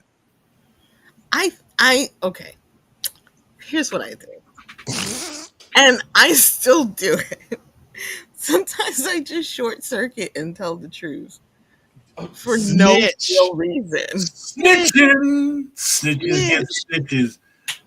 I don't know why I do it. I had this one friend. She grew her hair really, really long. And she told me that she took all these hair vitamins to do it. So one day we're talking to somebody else and they were like, "Oh, your hair is really nice." And I was like, "She took a lot of hair vitamins to do that." And I don't know why I said that. Snitch, dude. I don't know why. It's like I turned into Ralph Wiggum and I'm like, "My cat's breath smells like cat food." And it's like literally nobody asked, "Why are you talking about this?" Because you are a fucking snitch. I don't know. You can tell the snitch. I can hear the snitch in your voice. Young Thug was talking about me on those calls from jail. Calling me a snitch. What did he say about Pascal? Did you see that? The Young Thug prison calls? I heard about that. Did they mention the woman who's running for governor of Georgia? Not Georgia. Fannie? No, Fannie. Fannie's not running for governor in Georgia. What state is that? Georgia. Yeah, Georgia. Yeah. She's a DA, right? Yeah. Mm-hmm. Yeah, she's prosecuting him. They say that she couldn't get him legally, so she released these calls because they were released like anonymously. So people are saying that it's her. And what is he saying on them? "I'm gonna destroy your career." He's trashing Kendrick Lamar and a bunch of other rappers. Like he asked Kendrick Lamar for a feature on his album that he was doing to prevent Gunna from having album sales when he released his album. Jesus Christ. And Kendrick Lamar turned him down for the feature. And he was like, "Who do you think you are? You're not Drake.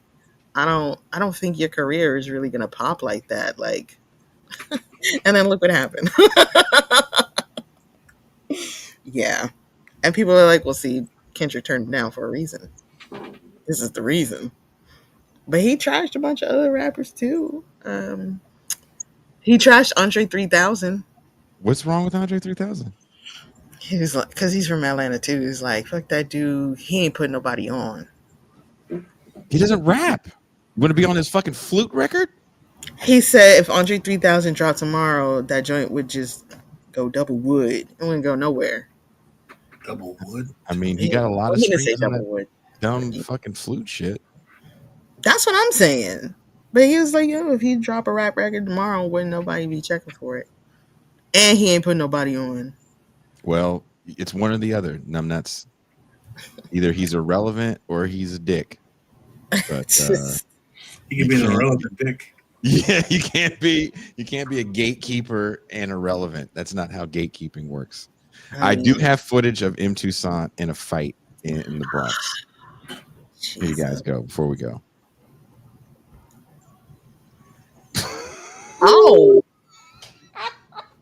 Oh. I didn't even see any of the hits land for that time. Why did she fall though? Like She's doing yoga poses too. Oh, like she's going to glory. She's like, what? That's wild. how do you fall like that? She felt like she's going, oh, hallelujah. How do you fall like hallelujah like that? That was Wait. wild. Oh, she needs Also, help. never fight in the street like this because No. oh, Damn. you can hit your head and Chill out. Wow. Damn, she ain't laying one punch. She was laid out with one foot on her lower back. She's doing yoga poses too. That is wild. Is that the new thing for the young kids? I'm gonna knock you into a yoga pose. It looks like it. Red says she got the Holy Ghost. That's what it looked like. Wow. It does That was look like fast. she got. That was ridiculously fast too. Like,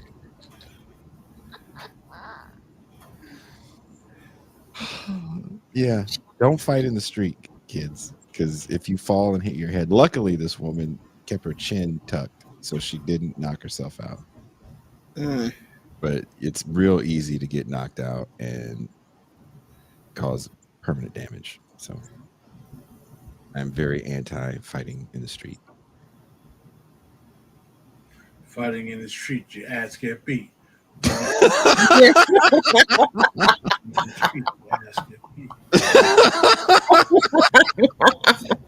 I also have we talk about suburban kids. Suburban kids take taekwondo, and I have footage of Pascal's first taekwondo competition. Here it is. You see Pascal.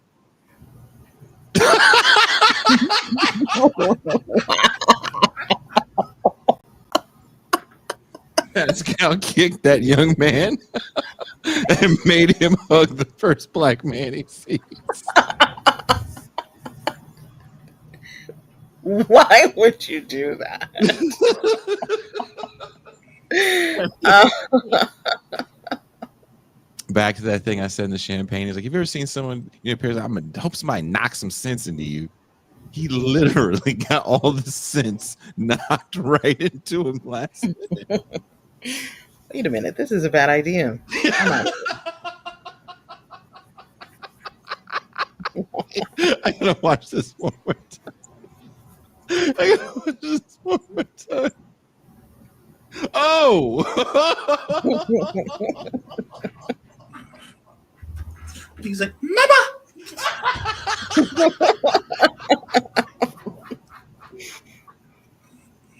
Oh my God. Can you imagine? But to Tucson's point, this is what bullying looks like nowadays. I'm going to take a video of you hugging the referee. This is the villain's origin story. Well, thank you guys. Pascal, in closing, what do you think the future is with these calls for National Guards in urban areas? Trump gonna go buck wild. You think there's going to be more coming? Yeah, man. Tucson, what do you think? I agree. He's going for the black Democratic mayors. And Mamdani, who is now also black. So Mamdani, he challenged Trump to a battle. Like a rap battle? Beatbox. Are you being serious? Well, he was like, if you want to debate, I feel like you're meddling in this election already. Why don't you just bring it to me then? Oh, he challenged him to a debate then. Something Yeah. like that. Because Trump wants him to win, I thought. Trump No. wants somebody to lose. He wants Cuomo to win. Oh, okay. There's word that he may have also offered Curtis Sliwa a position in the government to drop out as well as Eric Adams. Is that really what we need in America? Is someone giving Curtis Sliwa permission to be a government appointed reactionary? I mean, in this government, it's like, why not him? It's gonna be him or another reactionary. Well, I mean, why not get a guy who's gonna be even more beholden to you? I'm not a fan. I'm not a fan at all. Yeah, I mean, he definitely is meddling in this election. Well, So but as far as the urban core, you're not afraid. I mean, New York City is unique in that we were hit by terrorists not once but twice, the World Trade Center. Mhm. And after 9/11, we had the military in the subways. And in fact, they are still in the subways every day. Um, so, I mean, it's not like we're going to have tanks rolling down the street. But to an extent, it's just going to be business as usual anyway. Remember, we're on Bush's little chart. We're always on code orange. Hmm. Well, this gentleman here is always on code orange, and people always ask me, Jason, what is hot Cheeto behavior? Mm. And I found a video where you can hear how hot Cheeto behavior will catch you a case. Case in point, this gentleman here in white has said something that this gentleman right here, this very large, bald gentleman, does not like. But whatever beef these two men have is being instigated by the camera holder, who, I feel very comfortable by saying this, has hot Cheeto dust on her fingers as she's talking. Please listen to the words that she says. Go for it. You balls over that motherfucker. What? Do something, bitch. I ain't going to jump for you. Exactly. Fuck that shit. Stupid like that, bitch. Exactly. The fuck? Wait. Do something, bitch. You think I'm playing with you? I ain't fucking going to jump for you, motherfucker. Let me first, I'll fuck you up. I don't give a fuck. Can you hear her chewing on gum? She's not like Can me. you hear her yomping on that gum? What you doing, bitch? Don't get next to me. I don't give a fuck who you are. Be a fucking cop. You ain't show me shit, bitch. Exactly. Do something about it. 5 minutes. 5 minutes. 5 minutes for what? To wait for you to bring more people? The fuck? You and your fucking home. Come to the main line right now. What the fuck? What do you mean? When you can't handle your fucking shit? Think that I'm racist. Call your fucking mom and call your fucking goddamn dad, bitch. Call your fucking mom. I said, call your fucking mom. Now, this is where this gentleman makes a mistake. And you ever have a dream where you're fighting, but you can't punch? He does that in real life. Wow. Yeah, watch. What? Who missed? Who missed? Exactly. You swang at him first, and I got it on camera, motherfucker. I got it on fucking camera. You do not fuck with my fucking husband, motherfucker. Leave him. Leave him. Leave him, Mike. Leave him. I got it on camera. He hit you first. Fuck that motherfucker. He hit you first, and I got it on camera. Fuck this bitch. We don't get fucked around for no reason. Exactly, motherfucker. Exactly. Don't fuck with us. You hit me first, bitch. My mom is dead. That's nice. Who cares? Why you swing at him? Be a bitch and be a man. Okay? Be a bitch and be a man. Be a Mitch. This woman instigated that entire exchange. First of all, the dude goes, I'm not going to jail for you. That's when you walk away. That's the last words you say. I'm not going to jail for you. And you turn around and you walk away. You tell your woman, please stop chewing so aggressively on that gum and put the camera down, honey. We're leaving the target. She told him I already got him on film. You can stop now. And I knew he wasn't going to stop. So, dude even said, you could be a cop. Don't punch him then, stupid. True. How much you want to bet he was in the county jail after that bullshit? Both of these dudes look like their grandma shop for them. Damn. What are their clothes about? The guy in the striped shirt, it's like when your grandma buys you a bigger shirt so you could grow into it. 5 minutes for what? Wait for you to bring more of your homies to fuck them up. It's like, yeah. I mean, basically.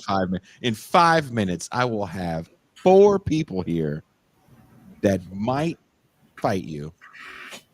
I will have backup authors. He said, dude smells like Bugs Bunny is pitching him. Lady Braga says, this is outside of a Bed Bath and Beyond. This is what the suburbs looks like, dude. It's true. Right? People angry at the Bed Bath and Beyond. Some woman aggressively chewing on gum. Be a bitch and be a man. Oh, the duality of the hood. That's not how you instigate. It's too confusing. You'll stop the fight. Everyone's gonna wonder what's going on. Augie says this is why we can't have a proletariat revolution with the emoji of two dudes wrestling. Augie, you gotta be a bitch and be a man. You're over there trying to do one or the other, Augie, and that's where you fucked up. Be a bitchy man, Augie. The bitchy man. Put your pussy in the air, Augie.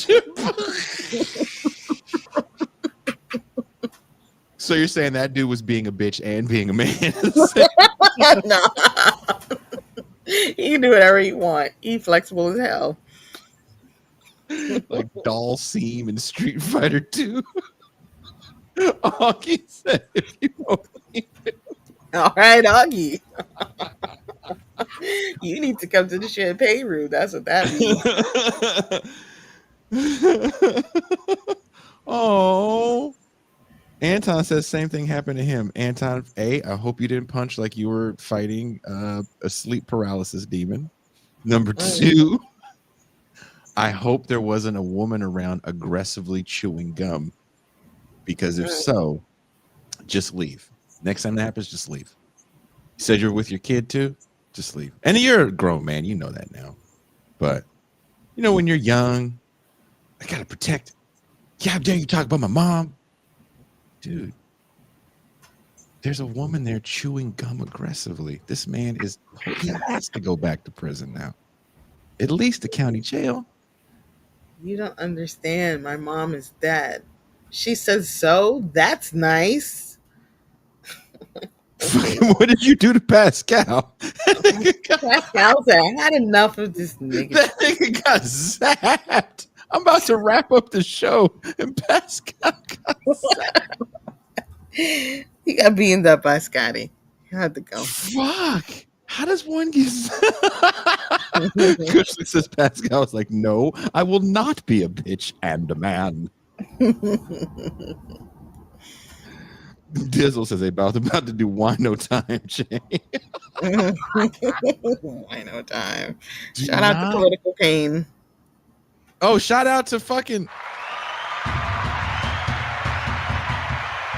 Joe Payne. Joe Payne. His eyes are beautiful. Joe, I just want you to know I was totally down to come to the Central Coast this past weekend, and then I remembered that it's far. That is far. I had a date who did that to me. He said I was going to meet you at that place, but my sister told me it was far. I was so prepared to surprise all my Central Coast friends because I think it's one of the most beautiful parts of California. Maybe it is the most beautiful part of California. You have these gorgeous mountains on one side, you have the ocean on the other. And you know what made me not want to go? If I tell you, you promise not to get mad. There's no Denny's over there? Worse. Worse. What's worse than that? They closed the Cracker Barrel. Oh.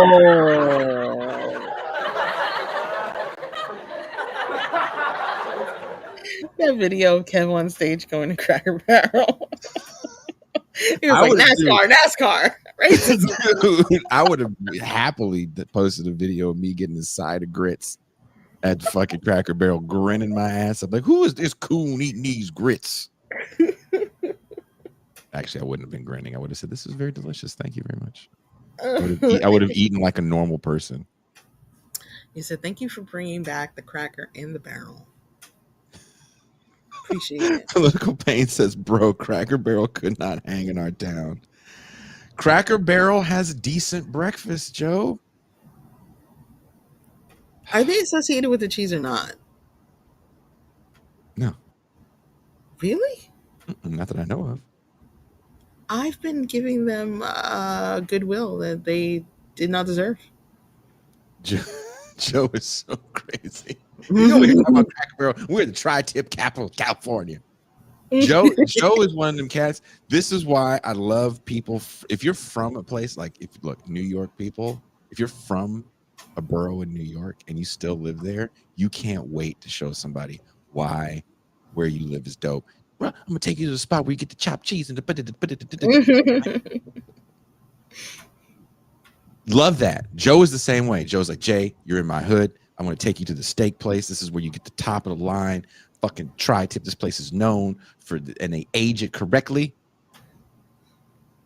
Tri-tip. That's the kind of cat you want to hang out with. I told you my first time in Bed-Stuy. My first reaction was, it is not as colorful as Spike Lee made it out to be. No.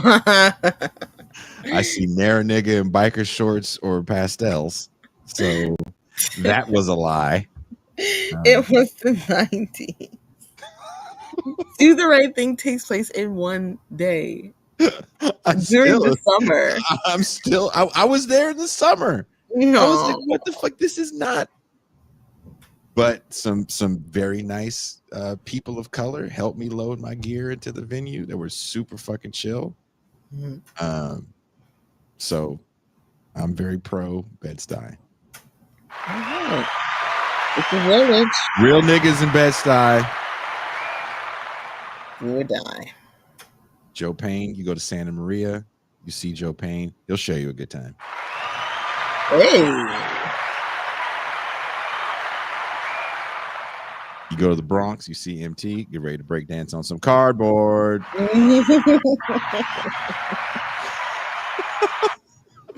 Yeah, clink some Coke bottles together too. Jump the turnstile. No, Anton says Jason still that was like 2012 or something, when I was 2011. Can't remember. It was many years ago. Toussaint, thank you for hanging out with me. I do kind of want to watch this one more time because I just love when that woman says, "You're so ridiculous. Be a man." Like, what do you want me to do? I really want you to turn around. What do you want from me?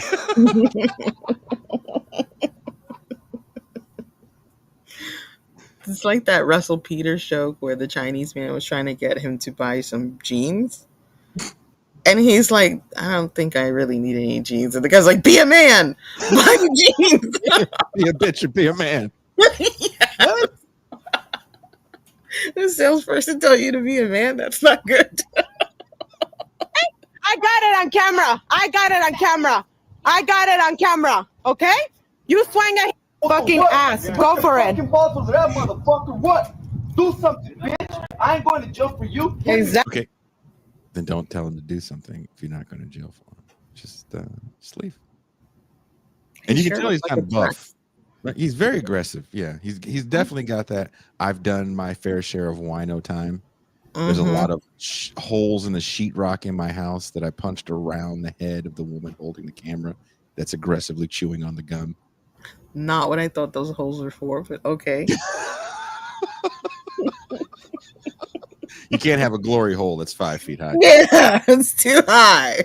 Unless you're sucking off Giant or the Kool-Aid Man or something. There's no reason why. Hey, why are your glory holes so high? They're not glory holes. They're anger marks. Your dad has really high glory holes in your house. It's not what those are. What goes on at your house to me? Your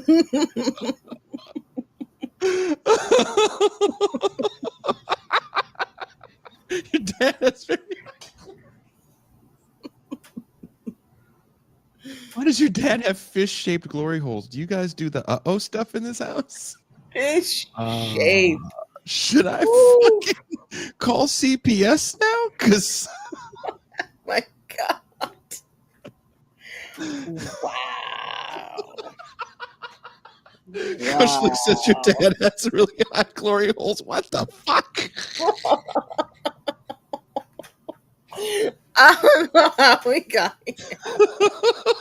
Looks like grammar book. Is this a possible combination?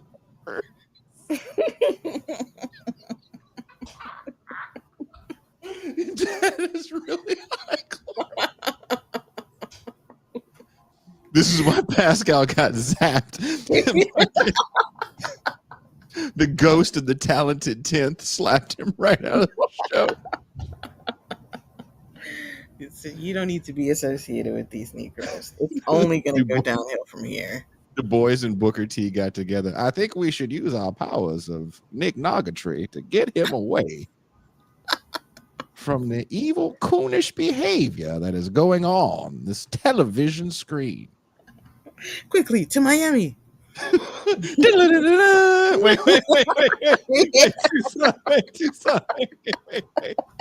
Wait, where'd it go? Wait.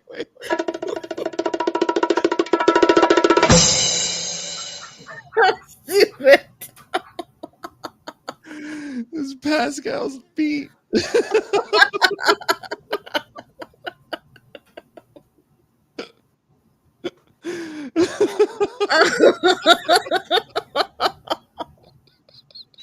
So stupid. Like, if I saw two dudes dressed like this, I'd be like, hey man, did y'all just come out of 2005? For real. Hey man, you guys like Soldier Boy too? They both look ready to Superman that hoe, for real.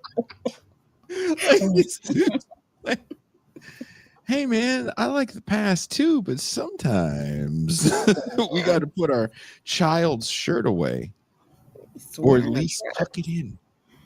That's a dress. No, we're not going to tuck it in. Okay, well, good. I'm going to avoid you and your thin eyebrow torta. Exactly. Fuck that shit. Stupid like that, bitch. Exactly. The fuck?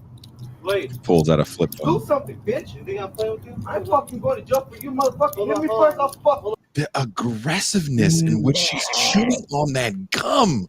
She's mad loud. Ooh. Wow. She waiting for some action. That's why. She like time for some action.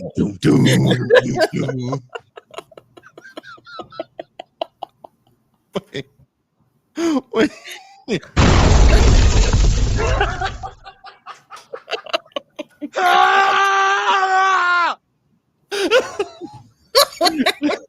Hey, that nigga grabbed the phone like this. God. What do I do? What do I do? Do I leave? Do I leave?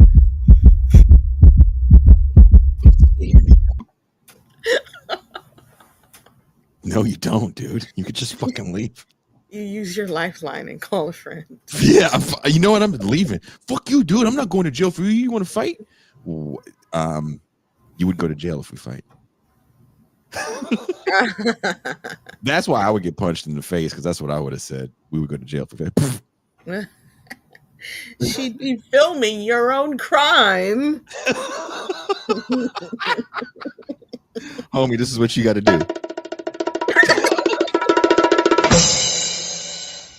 Get the cloud of smoke going and just fucking leave. You're not, whatever's going on, you're not going to win. You're not coming out with a win here, man. When that woman took out her camera phone, yes, and an aggressive piece of juicy fruit, it was done. It's like, oh, I see what's going on here. I'm going to leave. Sorry for the misunderstanding, sir. I apologize. And then leave. That's it. He on the phone calling Arun Gupta, using his only lifeline to get food trivia. Can you imagine a podcaster doing that shit? Hey Arun, you're on air now. Can you tell me, where do the dumplings come from at that one restaurant? You wait here 5 minutes. What are you doing right now? I'm posting this to my Discord. Okay. I'm crowdsourcing information. And you, ma'am, are filming your own crime.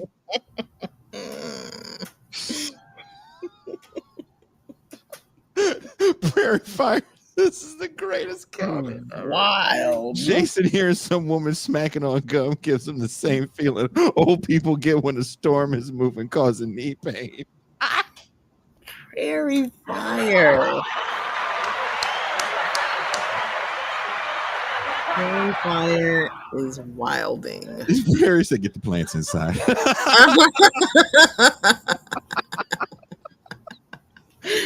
When you hear that, right? It's like, oh yeah, storms are brewing.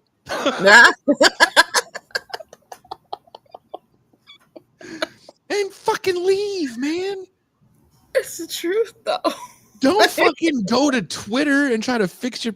What do you do? Who you calling? I'm on Twitter for your information. Posting to my rabid fan base.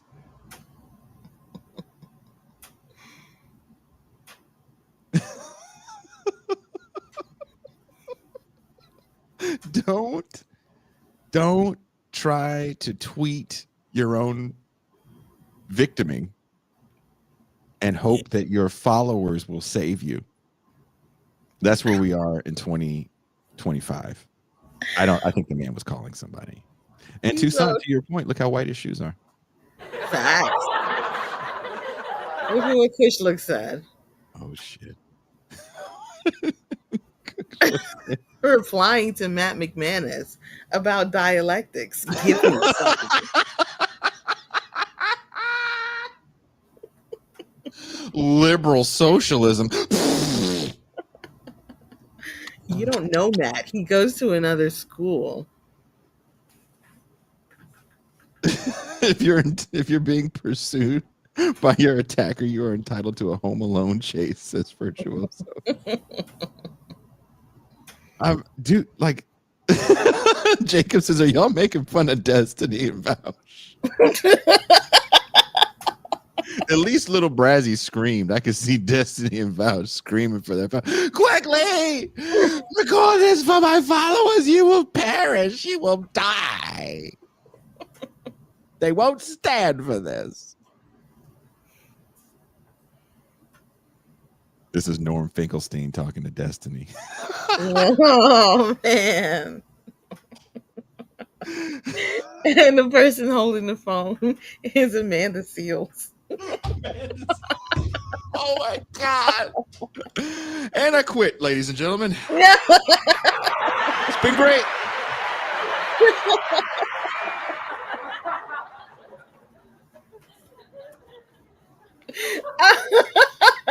So terrible.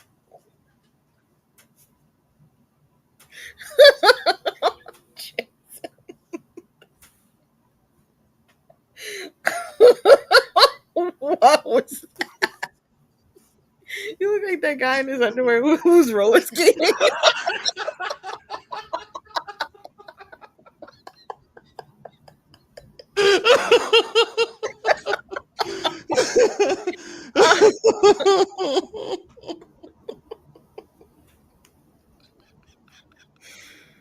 Oh my God. This show is ridiculous.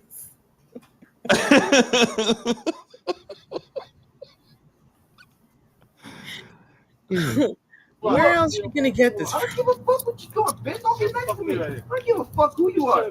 Be a fucking cop. You ain't show me shit, bitch. Exactly. If he's a cop, then you probably should walk away, man. Right. I've never seen someone talk themselves into and out of a bad situation. It's being a bitch and a man at the same time. I don't think that was an accidental statement. Maybe the bitch and manness of it all. Somebody said the or was silent.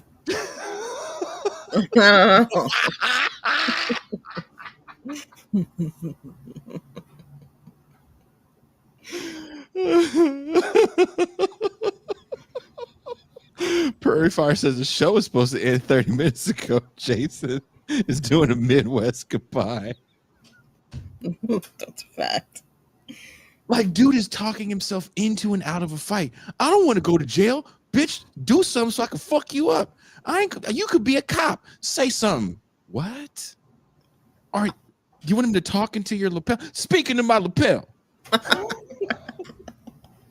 Wear them drugs again. Fuck is wrong with this guy? He's on the phone being like, hold on, stay there. I'm calling my homies. They will arrive shortly. I'm tracking them as we speak. As you can see, they've shared their location. No, you have to unlock it on the Google app. The Google.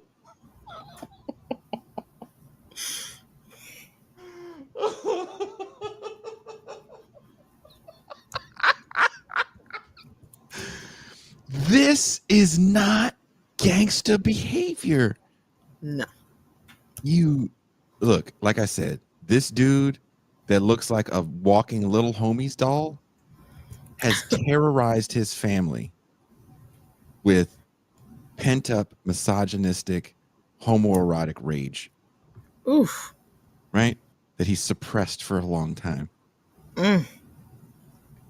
And this man to him, dressed in white, is just sheetrock. This man is just sheetrock. Let the beat rock. Let the beat rock. Let the beat rock.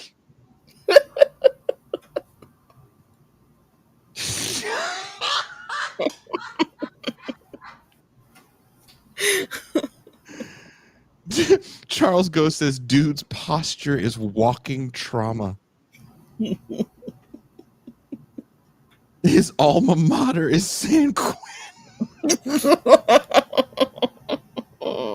This is how much the tide has turned. This is why I wanted to do this show, to kind of not joke about it. We were serious for 45 minutes. But you know, all jokes aside, the tide has turned so much. It's like nobody wants to do hood shit. You know how many videos I see of niggas going, I'm calling the police. I saw a video. Bert sent me this video. I was crying. Tears were coming out of my fucking eyes. This young man was like, nigga, I don't care. I'm calling the cops. He goes, Tucson, he goes, I have a house. This shit is comfortable. I'm not losing shit. He was like, yep, I'm a bitch. And I'm still calling the cops on you. And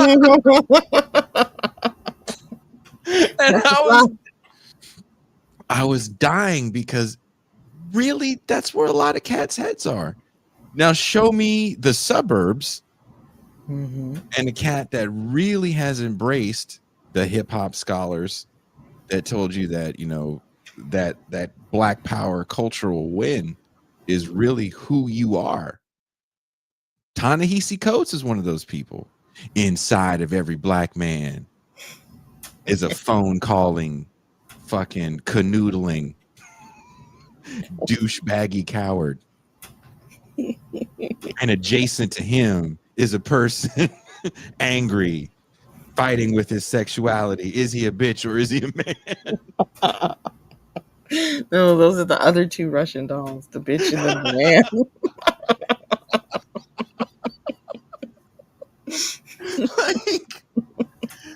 like, dude, fucking leave. Once someone takes out a camera and they're filming you, you're not gonna win here. You're not gonna fix this. It's also 2 against 1. We know they're together. Yeah. And we know she's big. You can't chew gum that hard. She's not even chewing gum. That's a celery stalk. You see what Political Pain said? Jason, this is something I've noticed in fight videos for years now. It's almost always civilians, nobody ganged up, but they are just ready to throw down in a crazy way now. There's a camera on you. The camera changes the way you act. We can't act like it doesn't. You either get way tougher. What most people do is avoid it. That commercial I showed when I told you that a lot of those people that you saw talking were actors, not actors, but they were part of the crew. was because people would not talk on camera. They saw a camera and a crew and us handing them things. They're like, I don't want to be made fun of. That's how most people feel. We had to like give people money. There was a black woman that you see me hug because I'd given her this card that allows you to ride the train and the bus. Mm-hmm. And I was like, hey, will you take this card and look real happy? It's got like $50 on it. She was like, yeah. And at first they didn't want to use her because they were like, can you get something? I forget the name they used. They meant white woman, but they had like a code name for white woman. They're like, Jason, can you find a nice professional looking woman and give her this card? I was like, sure. And I found what I thought was a nice professional looking woman. And it's that black woman that you see a little bit of in the video, which I'm so glad they ended up cutting her in. Mm-hmm. But originally they wanted a white lady. And so after the black woman and I gave her the card and they filmed the reaction shot. She's all happy. She was genuinely happy. They're like, can you find a white woman? And I found a white woman. I gave her the card. She looked at it. She goes, huh, thanks. And then got on the bus and left. Look at that. But when a lot of people, especially in big cities, when you see a camera, you fucking run. If you're walking down the street in your leggings, Timberlands, puff coat, bonnet combination, and you see someone with a camera, isn't your first reaction like, I don't want to be in your video? Yeah, I guess so. I'm very careful about taking pictures around the city. For that reason. I also don't post a lot of the pictures because, you don't want to do that to people. No, they didn't sign up for that. Yeah. And you made everything worse, man. And this guy, excuse me, you go, hey, get off the phone, dude. You don't need to call anybody up. Stop. Just leave. Keep your shirt white. You left the house like, I can't believe it's still white. After all 4 of those Eggo waffles. Honey, give me more of that Keurig coffee and make sure you pour that creamer in that's got all the artificial flavors in it that taste like plastic. Gotta love the suburbs. I'm going to go drive 35 miles to the Bed Bath & Beyond in our very large Suburban. Very, very large. Extra large Suburban. To get a new soap dispenser. Uh-oh, Vatos Locos. And El Alto. No. Muy alto is tall.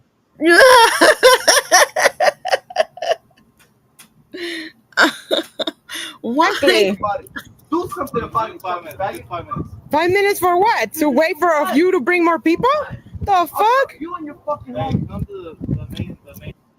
So does that mean he's going to wait the 5 minutes? I'll drop you and your homies. So you've agreed to wait then? I do wish he valued his white tea more. Because he did get it messed up. When you wear white, you make an agreement with the universe that you are going to be careful. Mm-hmm. You don't see me wear white for 2 reasons. Number one, I toured for years in my white t-shirts and the armpits in them are black. I've tried to scrub it out. It's black. I sweat a lot for years on stage. Again, these are the shirts I've been wearing for decades now. But if I keep my hands like this, like a pterodactyl, like a T-Rex, T-Rex, if I do T-Rex arms, it looks like, oh, Jason's a nice white shirt. No problem. You ever going over there? Yeah. But this guy doesn't have that problem because he's one of those dudes that doubles up on the white. You know he's got a T-shirt under that white sweatshirt. He put the white hat on. I bet you any money that white hat has no fingerprints on it. Not narrow one, no dust on it. And he's got the crispy fucking forces on. He does.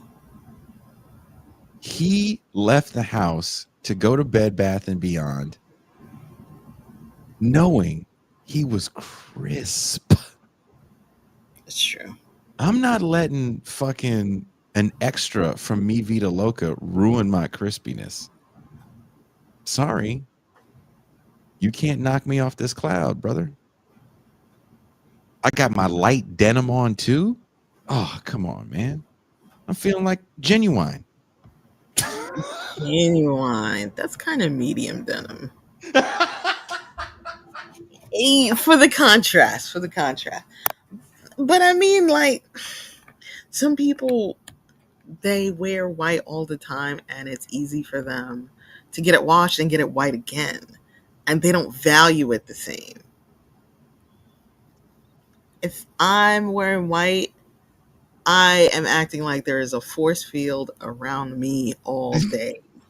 Right? It's also not a pizza day. It's not a sauce day. No. Hey, we're going to that new attack. No. Nope. No.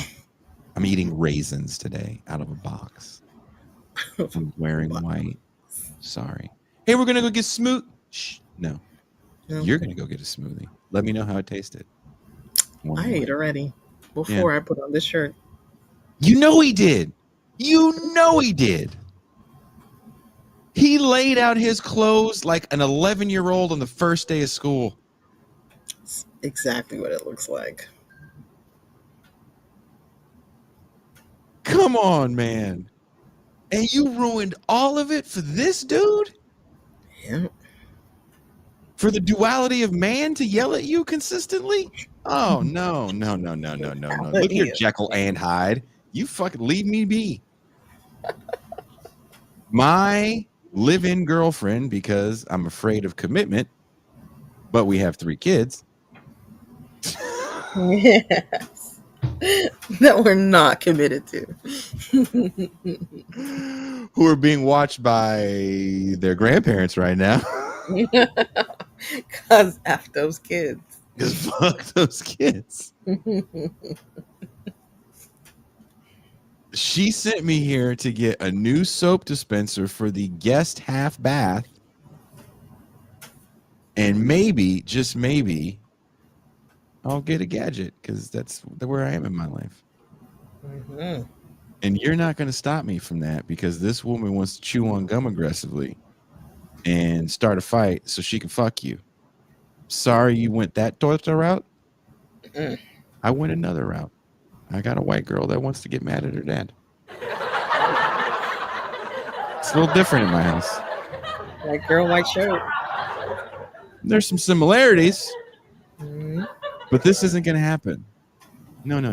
She's going to yell at employees in the service sector. While your girlfriend does that as well, she also instigates fights. I don't get fights instigated. I just get embarrassed when she yells about her ridiculously complex Starbucks order. Mm. That's my life, man. That's why I'm wearing white. That's why I'm wearing this light denim. That's why I have a flip phone in this large pocket.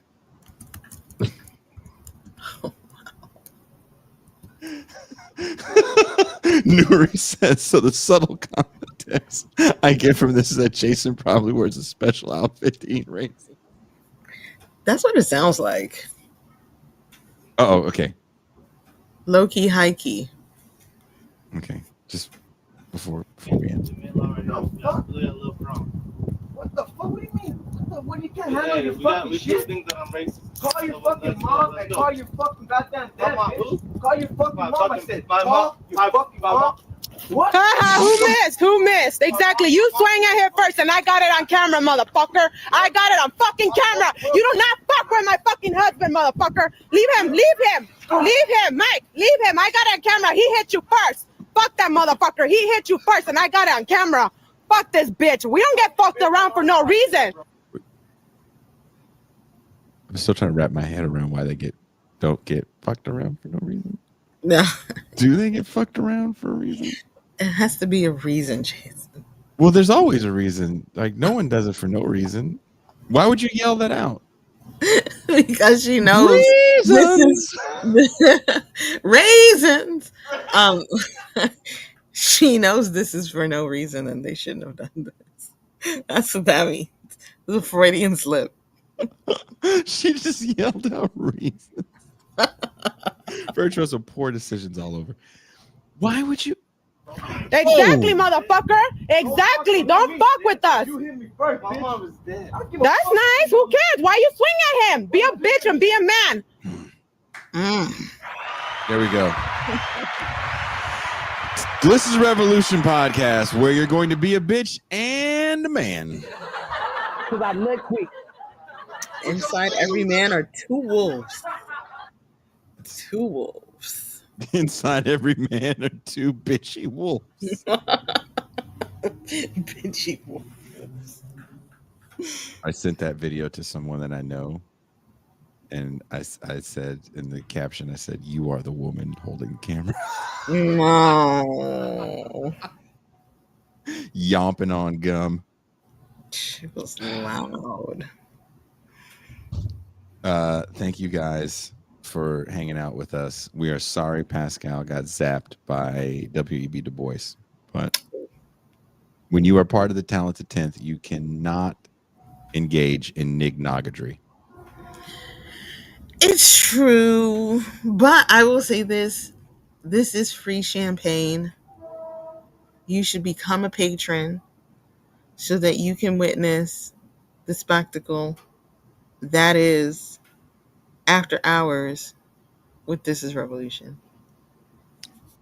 That's a very good point. Wish I was smart enough like you to remember things like that. Maybe we could all make some money on this show if I did that. Yeah.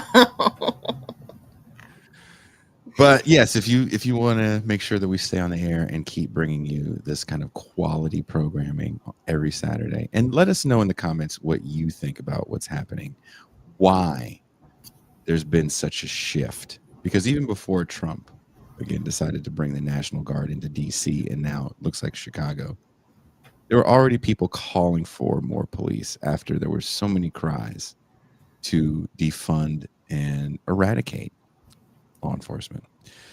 So leave a comment, let us know what you think. Also, kind of the big question, can one be a bitch and a man?